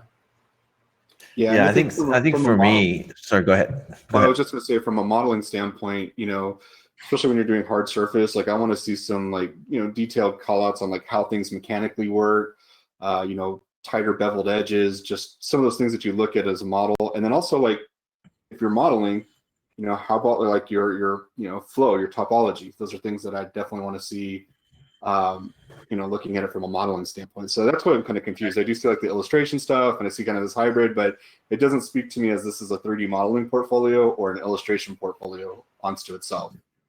Right. Yeah. Completely agreed. Because for me, if it's a modeling portfolio, then the number one thing is, you know, first the design of the thing, and did you follow it, you know, proportionately? That would be the biggest thing, because if you get a design packet, you got to model it to that spec, and then your flow and topology, and you know, maybe a turntable. So, you know, for a modeling portfolio, that's absolutely necessary. I don't think you can skimp on that. And it's just as much as like, if you're a designer, then you need to show your design process. That's part of it. And it just has to be really clear. Like, I think a lot of the people that I've seen, I still want to know, like, well, do you guys want to get into games? Do you guys want to get into live action, theme park? You know, animation, you know, like, well, what do you want to do, right? So, I mean, you know, that to me is super crucial. Like this is a good example of modeling, right? So if you look at the you know, so this is what I'm assuming is a type R, but I would say, and I'm going to be harsh here, to be a little bit more cognizant of that car shape, because I know that car. And I'm intimate with that car. I know what it looks like, and it's missing some shape, you know, that make, you know, especially in the front. I mean, I don't know, James. You know that you know the Type R, right? Like here's the thing: is video games and movies are trying to simulate the real thing. Yeah. So you're gonna get professionals that get hired to consult about a military game, about a car racing movie. And so as a designer, you just have to realize that you have to really know what you're trying to do, you know, because you're trying to convince the fans, you know. And I remember, you know, watching movies or playing games where I'm like, that doesn't happen. That's not real, you know. And so yeah. I think you know, like in that degree, like you want to, at a certain point where remember when we were talking about portfolios being ranked on like progress, you know, stages. So if we're seeing a lot of good foundation, then we're going to look at your execution, how accurate you can be, how well you can communicate your ideas, you know. And so I think at that point, that's some of the things that we're talking about. Yeah, I think very important to decide, you know, like also what you know, are you an illustrator or are you trying to get, you know, because those disciplines, while they do overlap, I think they're very different skills to learn. And it's good to really decide, hey, look, I want to be the best modeler. Okay, no problem. So work on that. Or if you want a best illustrator, then maybe you don't need to model as much and try to hone in on the illustration skills. Yes. Sweet. Personally, I think Jared is you know, it's mileage, you know. I can definitely see at a certain point, you know, where, you know, Jared, this is about a matter of time to develop certain skills, but yeah. And think his strong suit is definitely 3D. He should, I mean, if you're going to tailor this one direction or another, I would, definitely ramp up the 3D and kind of push that a little bit more to show process, turnarounds, and a little bit more variety because some of the vehicles are very similar in terms of shape language for the vehicles. Should we go to the next portfolio?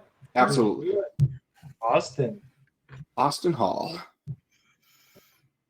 Pasadena, you're right here.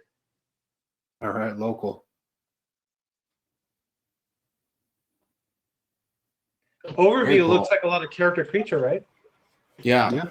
Mostly, yeah. Mostly organic and one hard surface thing.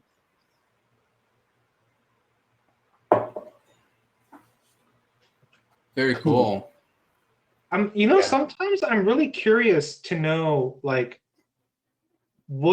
in what stage they are, like where they are within their journey, because it's like concept artist and illustrator, and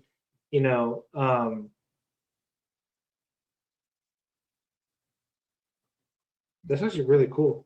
Yeah, I like that piece. Yeah. Yeah, that's awesome. Conceptually, that's freaking dope. Really beautiful rendering quality. It's like very polished, Yeah. I would say in this instance, it's nice. It would be nice to see more design variation because there's so much of it is just kind of on the finish. So, I mean, that'd be my one main feedback, Austin, is kind of like, hey, you're giving me I can clearly tell you can paint and you do a damn good job of it, but I want to know how you landed on these designs, like this is a good example of design variation, but even a little bit more preliminary than this, just some black and white, just silhouette studies and stuff. Yeah. Silhouette studies, yeah. Just kind of like, how did you come up with that asymmetric armor, or maybe something that looks like you can crank out like 20 design ideas in like a day or something, versus spending three polished illustrations for like for hours or something. But very cool stuff, man. And I think just volume too. I mean, there's it's definitely a good start. It's a good start. And don't be afraid. Don't be afraid for anyone, like, don't be afraid to show monochromatic pieces. I think they have a function and they have a place for those. And those are some of the gaps that you could definitely fill. On that note, John, it's like when anyone looks at a art of book, that's maybe like art of a video game or whatever, you're gonna see these stages that they think are really important. So you can actually do some homework just by having those books. And I know a lot of artists out there, you guys have these books on your shelves, like art of like Halo and art of whatever, Dark Watch, and this and that. So look at those, see what they put in, because that's what probably they think is like important material, and if that reflects in your portfolio, I think that would help at least communicate that you can fit within their pipeline, or what is the pipeline that we a lot of studios really work with. Yeah, I think that's a good idea. The one that I always go to back then was the Skillful Huntsman. Yes. That one has like everything from silhouettes all the way to finished paintings of like 4 different people. I think Kang's in there. His stuff is super cool. Yeah, and I think this generation doesn't have it easy in a sense, but it does because the internet's out there. So they can jump to the art station of an artist that they really like or admire. And I'm not saying follow them, but kind of look at the work that they're doing, or look at the work that the studio does in an art dump, and then pull that information. So it's available and accessible without necessarily having to even buy the art book. You can find that information out there. Yeah, it is. I just think there's so much information, because again, I've talked to my students, and we're kind of in that weird phase where there's like too much information, and it's easy to get lost in all the shit that's out there. I mean, there's a lot of cool shit, man. I get the too much information. That's the thing. So much cool artwork out there. Like I flip out every day when I hit up ArtStation, and I'm like seeing what's out there. Yeah, exactly. All right, so we got Dale Martin Nice, Dale. from Newcastle, United England, or United Kingdom. Very cool. I kind of got a feeling of just like more keyframe environment concept as like the overview.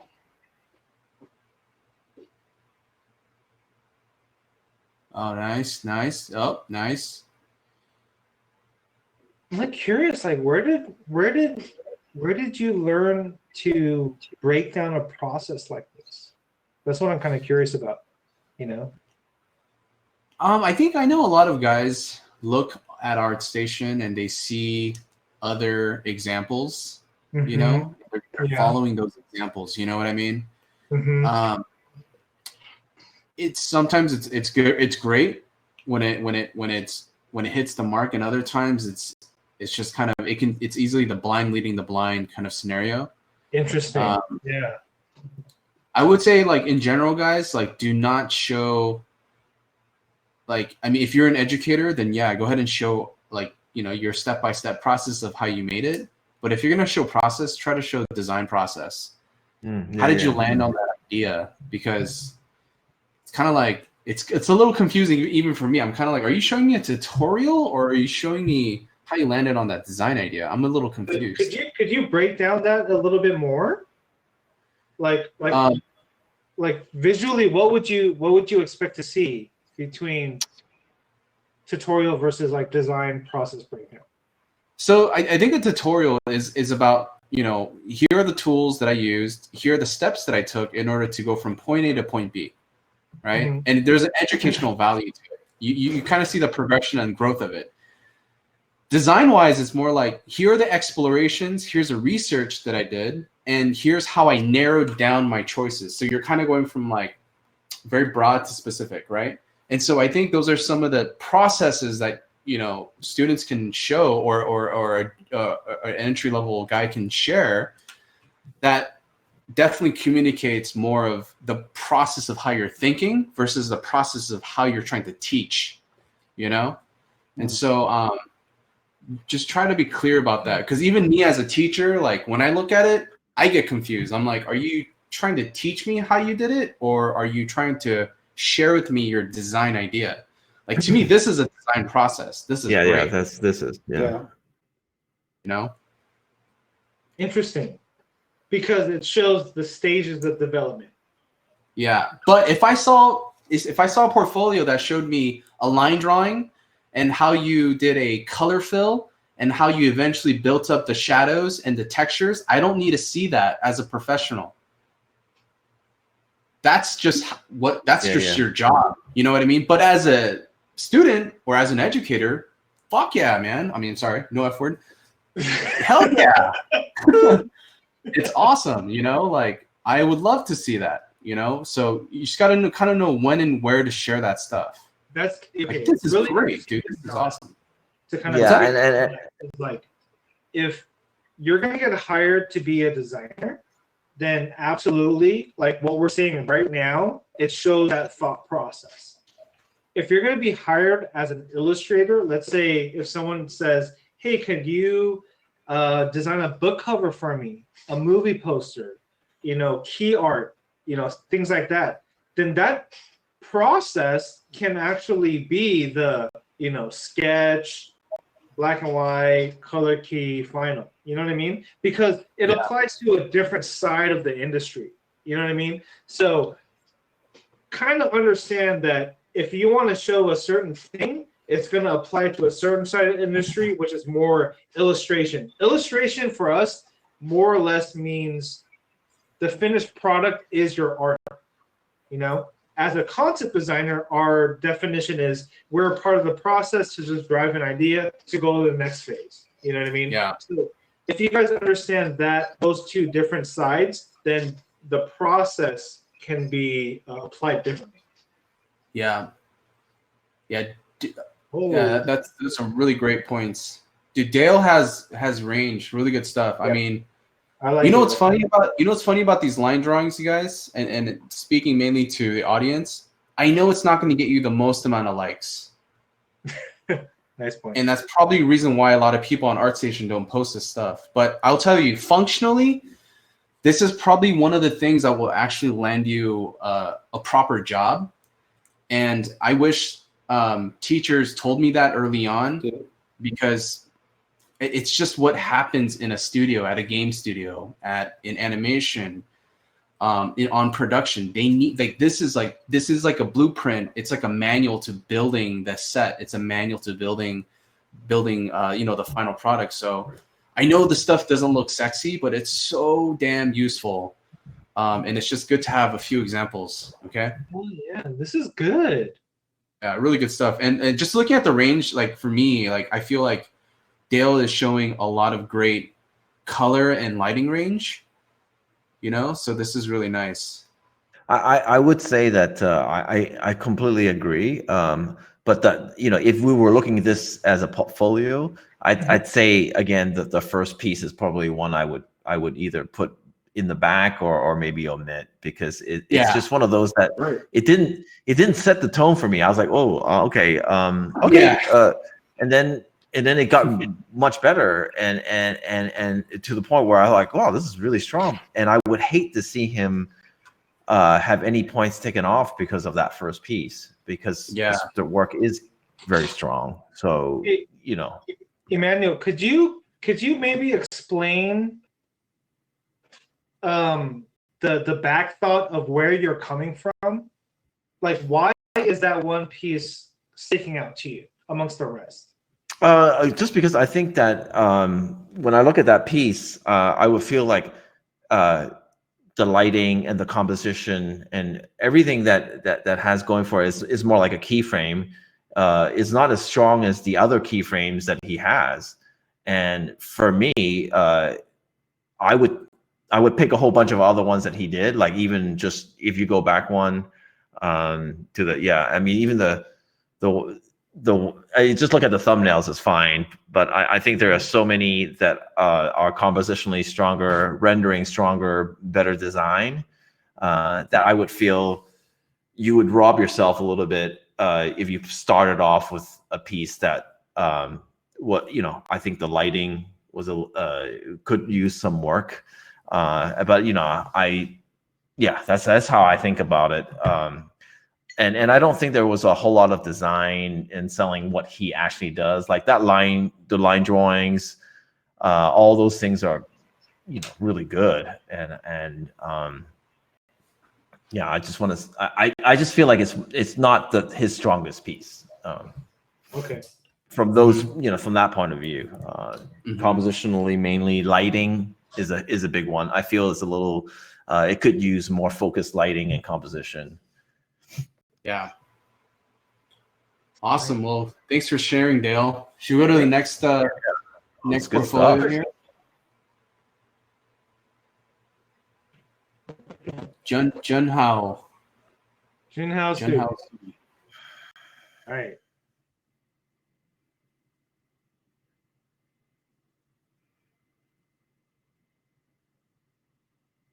Very cool.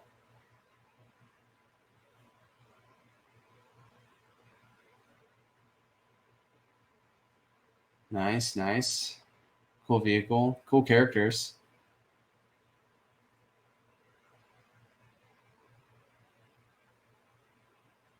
I really like the character work. Yeah. Definitely the character work seems like the strongest stuff.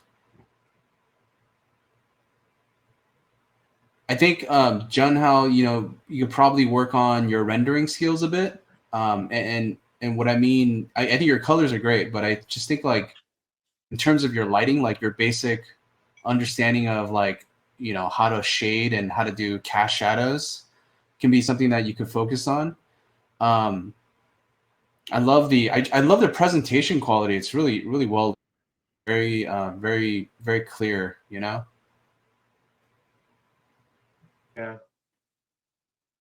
Actually, this is nice. Very nice. Yeah, some ZBrush and Maya action. I think for Junhao, this is probably one of the portfolios that's like a work in progress, where you're developing skills. And I think it's very apparent, at least for me, to say that you're on the right track, you know. And as long as you sort of apply continuous effort into what you're doing, you're gonna hit some really nice goals, you know. What like when you say that, James? What do you think is an area where you would want to see him, you know, put more effort into, or is you know, in that sense?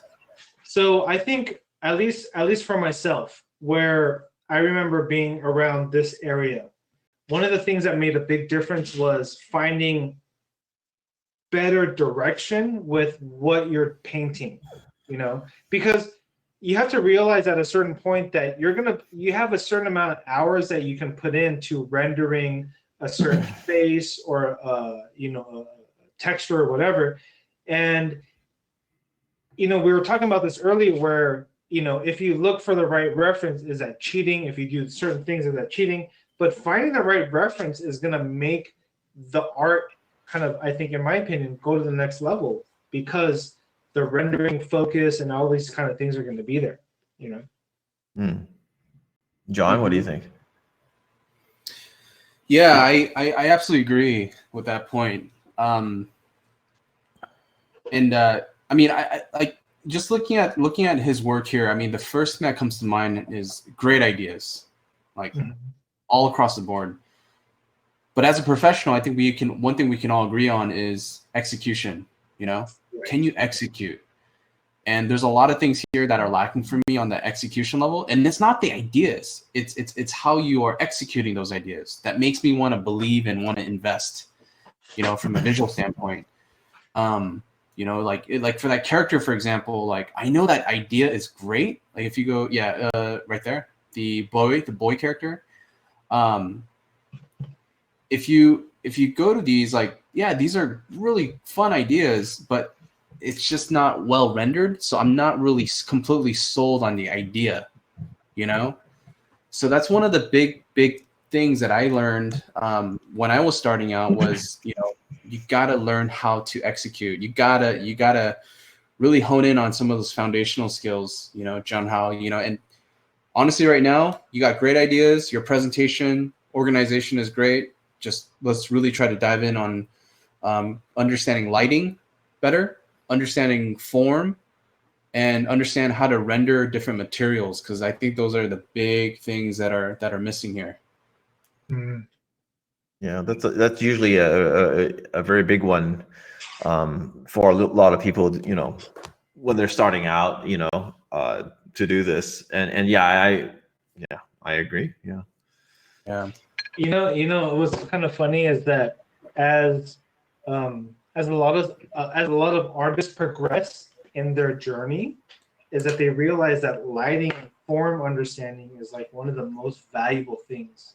So then they go all the way back to the foundation of understanding forms and basic lighting. And, you know, it's kind of funny, but it kind of happens like the more you progress and you go advanced, the more you kind of find yourself going all the way back to the kind of foundation beginning.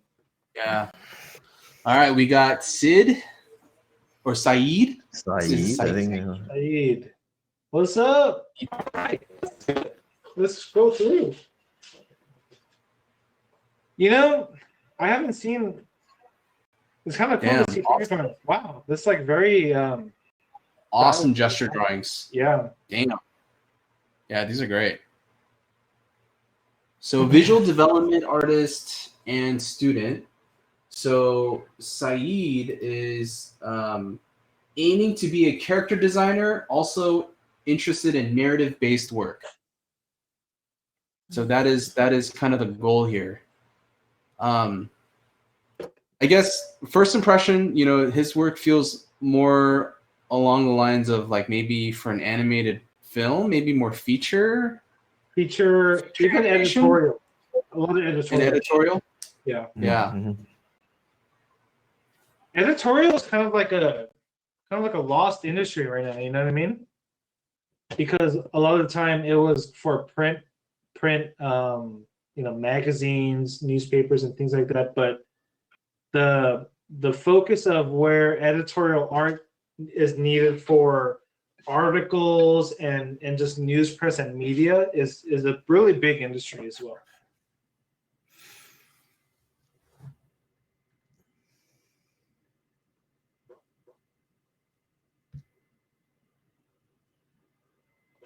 Yeah, that's cool. Yeah, one of the students asked, like, how do you guys feel about posting up studies in your portfolio? I'm not for it personally. I think studies are for you to improve on and learn from. But when let's just say you have a 12-piece portfolio, that's valuable space. I want to see you and how you think and how you work through problems, and not so much how you analyze the painting from an old master or something. So that's just me. Interesting. Yeah. I was saying in one of the chats, I think studies are really cool. I think it could be a complementary piece to your design work if you are using it for your design. You know, like I always tell some of my guys, I'm like, hey, stretch before you run, right? Or warm up before you start lifting weights. And I always kind of use that analogy, especially when I do studies. So I'll do studies if it's valuable enough to kind of show how I'm translating that knowledge to my final content. I think it's absolutely necessary to do. I just think that, like if you have a limited portfolio and that's one of the pieces, do you show one of your work or a study? I mean, studies you have to do. I mean, on any show, if I'm doing anything, I'll do a whole bunch of studies on just that thing. Like if I have to design a car, I'll draw a bunch of cars, Right. But that, I don't know if I would share that as a because it's valuable. Every like I've actually tracked this in a lot of years, and I ask people, and they're like, basically the first image sucks them in. By the third or fourth images, they've already decided whether they're going to hire you. And then from the 6th to the 12th, it's just a confirmation that your decision is right. And that's it. So you have 12 images. You really have to be very smart about how you do it. And one wrong image, that could set you back. So that's why it has to be very careful. Yeah. So this kind of portfolio to me kind of looks more as a student development portfolio. Yeah, it definitely has more like you're kind of doing more analytical studies, a lot of kind of sketchbook doodles and stuff, which are really cool. But if Saeed wants to become a character designer, I think it'd be important to show a character design. Or maybe you could do like character design. Right. maybe not caricatures so much, and maybe like redesigning a character from an existing movie or a book, maybe your own personal take on that. Yeah. Would be really neat to show. Yeah, because like for me, Saeed shows that there's a lot of good technical ability to be able to execute a good character design. But at this point, that's probably the next phase of what you might want to concentrate on to be able to show that concentration of character design. Yeah. Cool. Nice work. Yeah. Very cool. Nice. All right. So Devesh. Devesh. From these are cool. Well, James is liking that. No, I like these environments. India. No, I like it too. Yeah. Dude, it's sexy time, dude. There we go. Sexy time. Sexy time. Yeah. Very nice. There we go. Nice. Awesome. No, these are really good, man. I like them. So Devesh, his goal is he wants to work for films and games as a concept artist. That is what he said, and what he wants to aspire to be. Really awesome keyframe mood pieces, man. Yeah. Really, really great. Yeah, let's just keep going through them. I mean, honestly, so far what I've seen, I mean, I don't think he's far off. Yeah. I mean, This for is the stuff awesome. that he wants to do, yeah. I mean, you know. You're kind of sold on the ability, right? Yep. The execution is good. And here's the funny thing is that even so for Devesh, it's like it's not really highly rendered, but you're able to at least communicate effectively within your designs and illustration the idea. Yep. And it's done to a quality bar that's, you know, it's really good.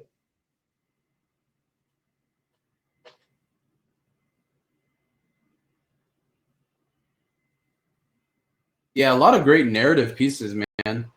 So I'm I really mean, more like liking a keyframe kind of artist. Yeah. That's what it looks like.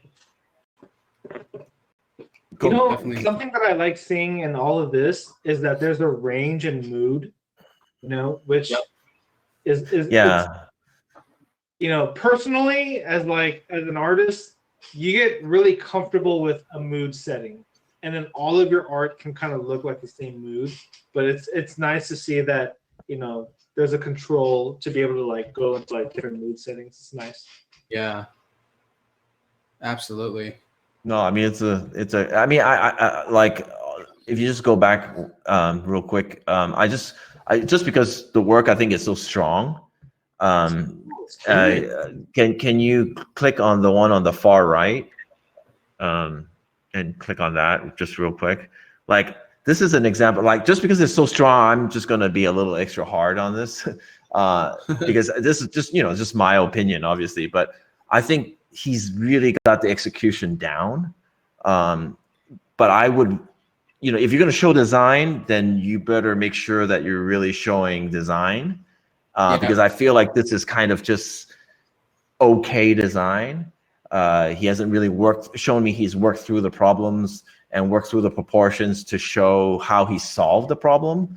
You know, I'd rather just keep this out and look at the keyframe, you know, because this, I would have a pause at it and I go, oh, okay, so design then, or wait, and what, you know? Yeah. Hey, Emmanuel, can I ask you a question? Sure. As a film, and John, as a film-focused concept designer, what do you guys specifically think about when it comes to that word design, when it comes to film?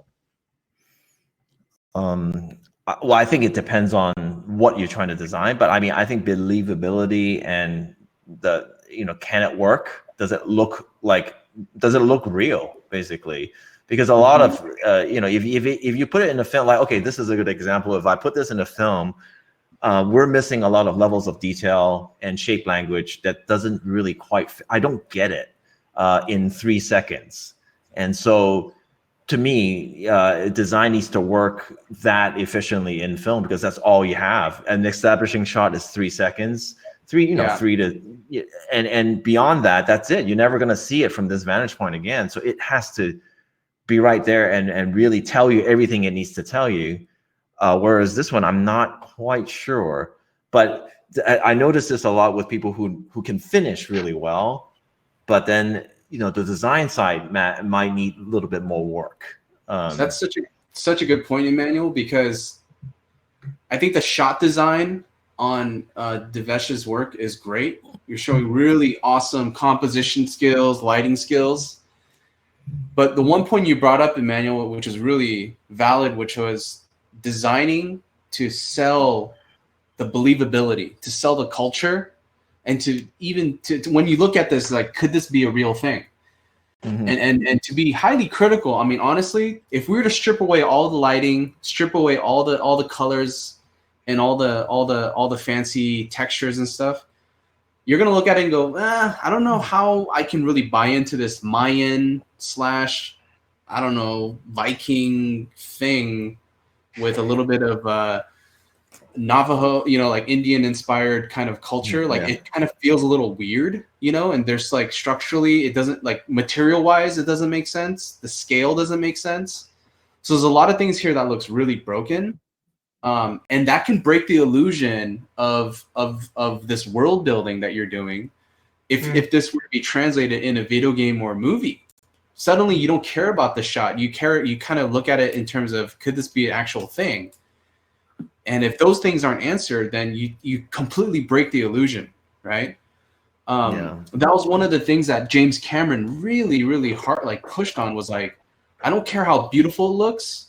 I care about how believable it looks. We can always make it look beautiful, but it's got to be believable, like almost to the point where you can fool an engineer. You can fool someone who is a master of that space. The expert, yeah.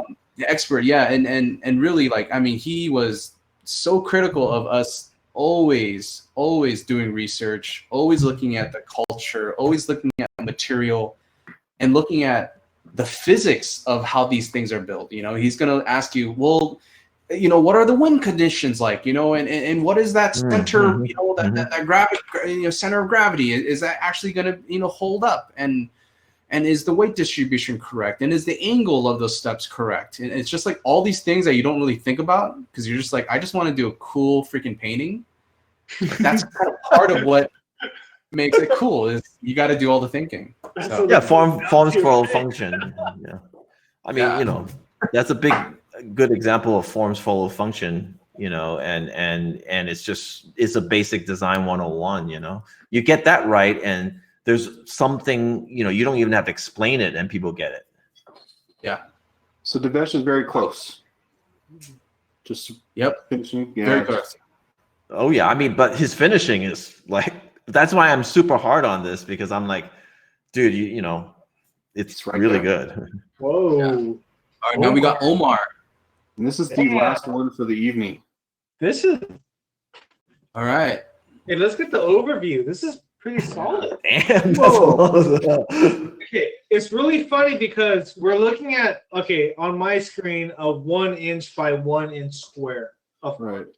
But we're kind of convinced at the ability of Omar. Oh yeah. Why? Can you guys explain why? I mean, it's the readability of the thumbnails. I mean, they just. I mean, you get it without having to click into it. So you know, lighting, value, read, execution, just read. It just reads. Hell yeah. All right, now I'm interested. Click on these. Oh damn. Yeah, dude, that's so good. Yeah. Okay, so like let's say for me, when I was talking about the checklist, the stages, you know, for Omar, there's a lot of stages that are already checked off: the foundation, the perspective, understanding of forms, lighting, color, so on and so forth. So even at this point, you start looking at the design or the communication, and it's really straightforward, you know. So I almost think it just has some experience somewhere. You know what I mean? Yeah, beautiful. Well, I'm sure is he working already, or? I think so.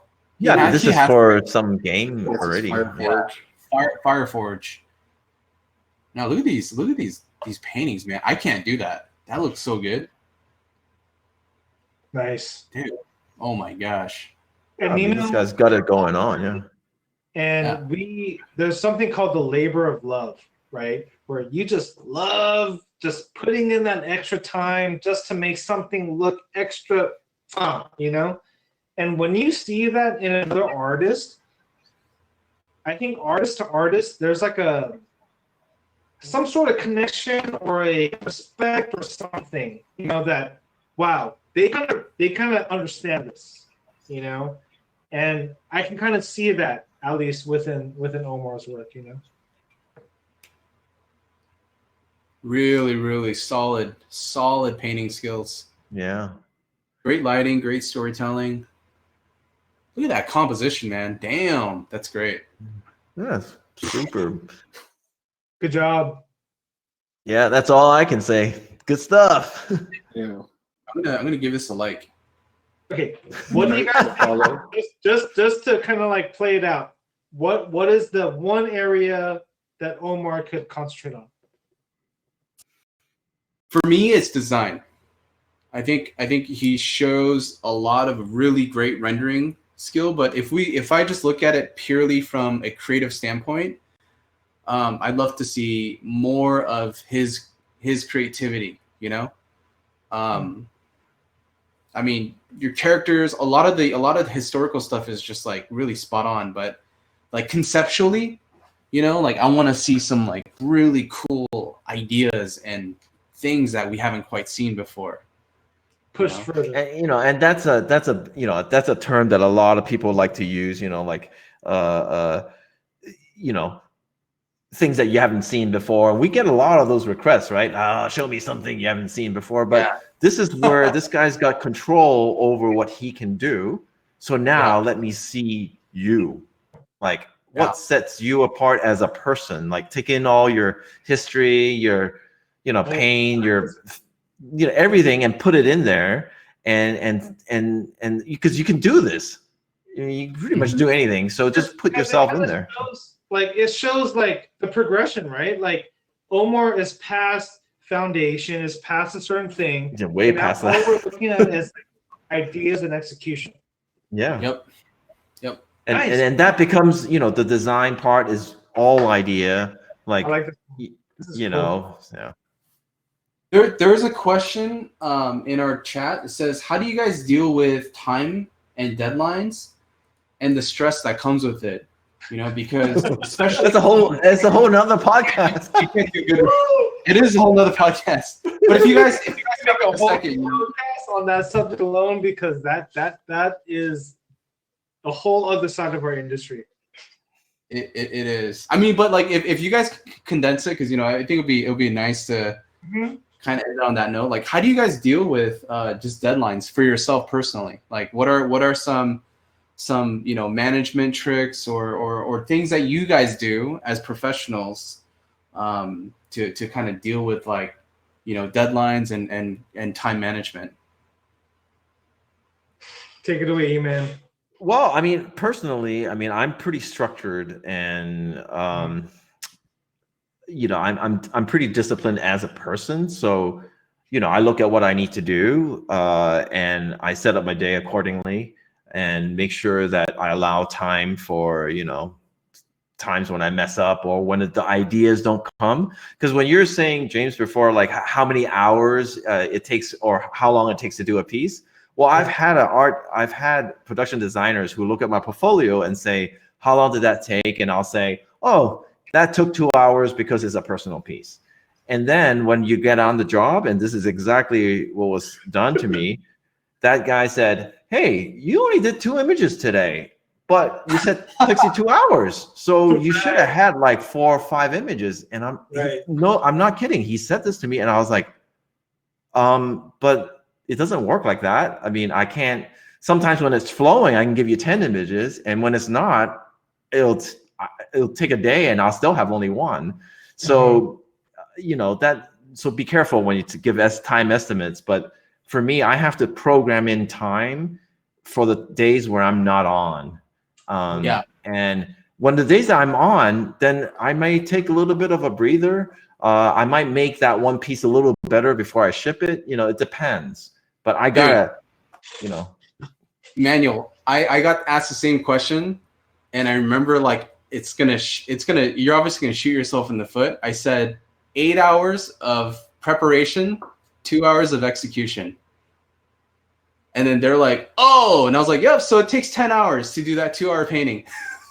Yeah, except I was, that was back in the day, and I said, I thought, you know, I said 2 hours because it really took 2 hours, but I was trying to be like, impress him, you know, like, because I didn't get the job yet. So I was like, yeah, 2 hours. But it's personal work. So you're done when you say you're done, right? It's just personal.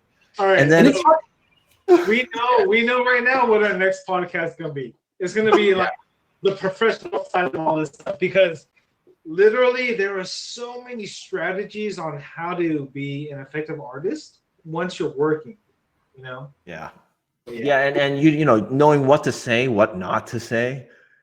Like, I'll never say that again. And I've been asked many times, they're like, how many hours? And I'm like, I can't tell you.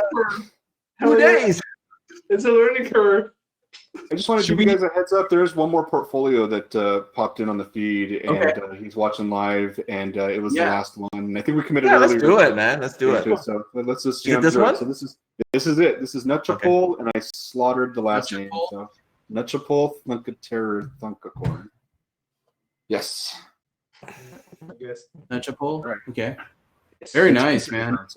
Overview. The art looks pretty good. Yeah, see, I think, if we can stop right here, I think just remember that if it looks good here, it's already a really good impression.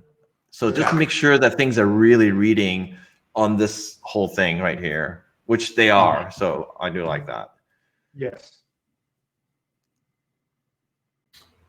All right, let's click on this angular toad. Nice concept. I think this one's nice. I really like the painterly aspect of it. I think maybe you could kind of flush out maybe an area a little bit more, like maybe towards like the head or something. All right, cool. I think be careful on the rendering of forms. Like if you go back to the creature stuff, especially like where the leg is and where the muscles are, I can see that you kind of just you haven't defined it as much as they need to be for it to feel like it works. So just take it a little further, as I would say. Very cool. Nice. That's a solid one. I like that image because it kind of shows a lot of good thinking. Yeah. It would at least make me want to see more of his. I'm curious about that world. Yeah. Yeah. Mm-hmm. Cool. We did have a question from the chat while this is up here too. Some students want to know, living outside of the area of Los Angeles, how do they make connections with industry professionals? Well, I mean, I have obviously, no matter where you are, you can always, do it in the internet way. But I would say a lot of times, I don't know how people would feel about this, but I would say a lot of people taking the right classes, taking the right mentorships. Back then it used to be going to school, like going to art center, you would meet instructors who are already in the business. That's part of the education. I'd say if you really want to meet some professionals and get your work in front of them, or just meet other people in general, I'd say obviously online, ArtStation, all that kind of stuff. But also, you can do it by doing, a lot of these more well-known artists have their own mentorships. You can take a class, stuff like that. And also there's just straight up just emailing. You can get to pretty much any artist, and if what you say is sincere enough, and you never know. So Very true. Very true. Yeah, and right now it's a fortunate time for us. Unfortunate time for the world, but all of our classes are online, and so Nutchapole was asking, because he's in Thailand, he's like, how do I access these online classes? Every single Brainstorm class is available online, just to let you know. So are you guys doing it like online live, or is it recorded, or how live? Okay. Live and interactive. All live. It's the great thing about the online platform is that it's as accessible to everybody. But backdraws to that is sometimes the material isn't as updated as it could be. So for us, we're trying to really make sure that everything is live, and that all the students are able to ask real-time questions about what the instructor is thinking about, what's happening during the demo, and what's happening during the review. So see, and I'm seeing sometimes go ahead. Sorry. No, I was just saying, I'm seeing some of these creature designs, some of the ones that we just went through, and they're like some of the stronger creatures. Like those should be definitely in the front part of the portfolio if possible. Yeah, I agree with you. What we just saw with the glowing sword, that was nice. Right? Yeah, I would put those way ahead. If anything, I'd get rid of the angler frog. Yeah, right. And the other dragon that's on Yeah, the like end. this guy kicks Yeah. butt over the angler frog. Yeah. Like, and this dragon is cool. That's why I'm like, Dude, right here. put your this best stuff one, forward. like this- man. Yeah. Yeah. Yeah, that's awesome. And that's the hard Yeah. thing is understanding sometimes the cool. the newest piece is not your best piece, you know, and you have to have a very critical eye. Maybe establish like a group of friends who can kind of give yourselves a very realistic critique about what's a good piece, you know. That's a really good idea. Just make sure that who you establish it with are people you trust their opinions of. Absolutely. Otherwise, it may Yeah. go in a lot of different directions. Yeah, it can go backwards. Yeah, well, it could go sideways, but you know, I mean, whether you want to go sideways or not. But yeah. Good job. Guys, we're about Awesome. 2.5 hours into this, guys. So I want to thank everybody for submitting their portfolios, and we'll have to do another one where we just open it up completely to questions and answers. But any final thoughts before we kind of close this bad boy down? No, I mean, I think we've given everything I have. Yeah, we appreciate There it. was one question from us from our audience. Finn says, "I just got his first concept art job. I don't have much, and I don't get much direction. What sort of questions should I be asking my director when I get a brief?"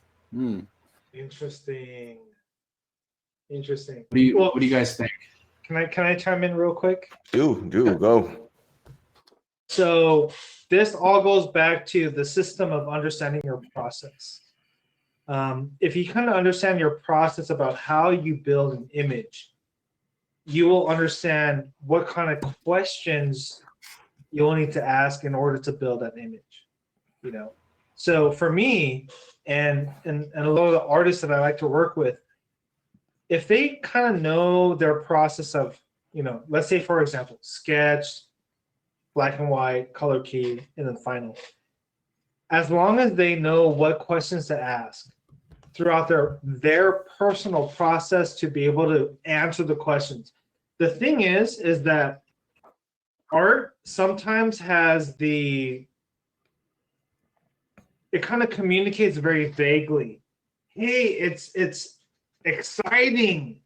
It's mysterious. You know, that's a very kind of vague, very general understanding. But when it comes to the designer and they have to draw something with specific execution, then they have to make critical decisions about what color to use, what value to use, what shapes to use, and it becomes about making decisions. So for me, it's about understanding what those choices are, you know, within form language, within color, within lighting, things around that nature. Yeah, I can't agree more. But I mean, for me, it's probably a little bit more simple. It's just what problem needs to be solved, how do you solve that problem, and what answers do you need to solve that problem with. So, you know, if it's a car, who is it for? You know, how fast it, you know, things that you have, you know, you would wonder, and Right. just ask those questions. And I don't think there's anything as too much questions. Yeah. If you're asking too much questions, they'll let you know. Yes. Yeah, and honestly, it helps to bullet point those questions too, just so you can have kind of like a little list of answers to help guide you in the process. And so and I honestly, I think art directors, you know, and James, Emmanuel, you guys know this really well. You know, designers love, you know, you like art directors really appreciate it when designers ask questions, you know, because it feels like you're not guessing in the dark. And I think that's probably the smartest thing you can do. Yeah, and just remember this: when you have when you've been given a brief and you have questions, take a beat, think about it for a second, and then ask your questions. Because I've had people who just want to just keep talking, and then they just kind of thinking aloud, and then you're like, well, I'm okay, but you know, we only have so much time. And then I have people who don't ask any questions. So you kind of have to just think about it, think about the question, and like John said, like just ask the bullet points of the questions and ask for clarification, and that's good, get that dialogue going. Yeah. I think just Yeah. from a business standpoint, it's like you said, it's important to just formulate what those questions are, so you're not going in there with every question every time. But put Yeah. together a list, run through it, and then go through that list and just address those things. Exactly. Being respectful of their time, so you're Yeah. not just knocking on their door every Yeah, time. respectful of their time is important, because you don't want them running for the door, running for the hills when they see you. Yeah. Oh my God, why are you gonna ask questions? Yeah. Awesome. Good stuff, So true. guys. Thank you so much for joining us on this podcast, and yeah, thanks for setting all this up, you guys. This was Awesome. a Yeah, lot good of stuff, man. Really good stuff. Yeah, thank you so much, guys. Thank you, Emmanuel, for joining us. Give Yeah, thank you. Emmanuel a Thank you for follow on having the me. workstation and his website, and hope to see you guys in classes. And we'll do this again. We're going to be casually talking like this often, so stay tuned for the next one. All right, Awesome. guys. Have a Awesome. good night. See you guys. Stay safe, Good night. everybody. Peace. Take care. Bye-bye. Peace. Bye, Bye. guys.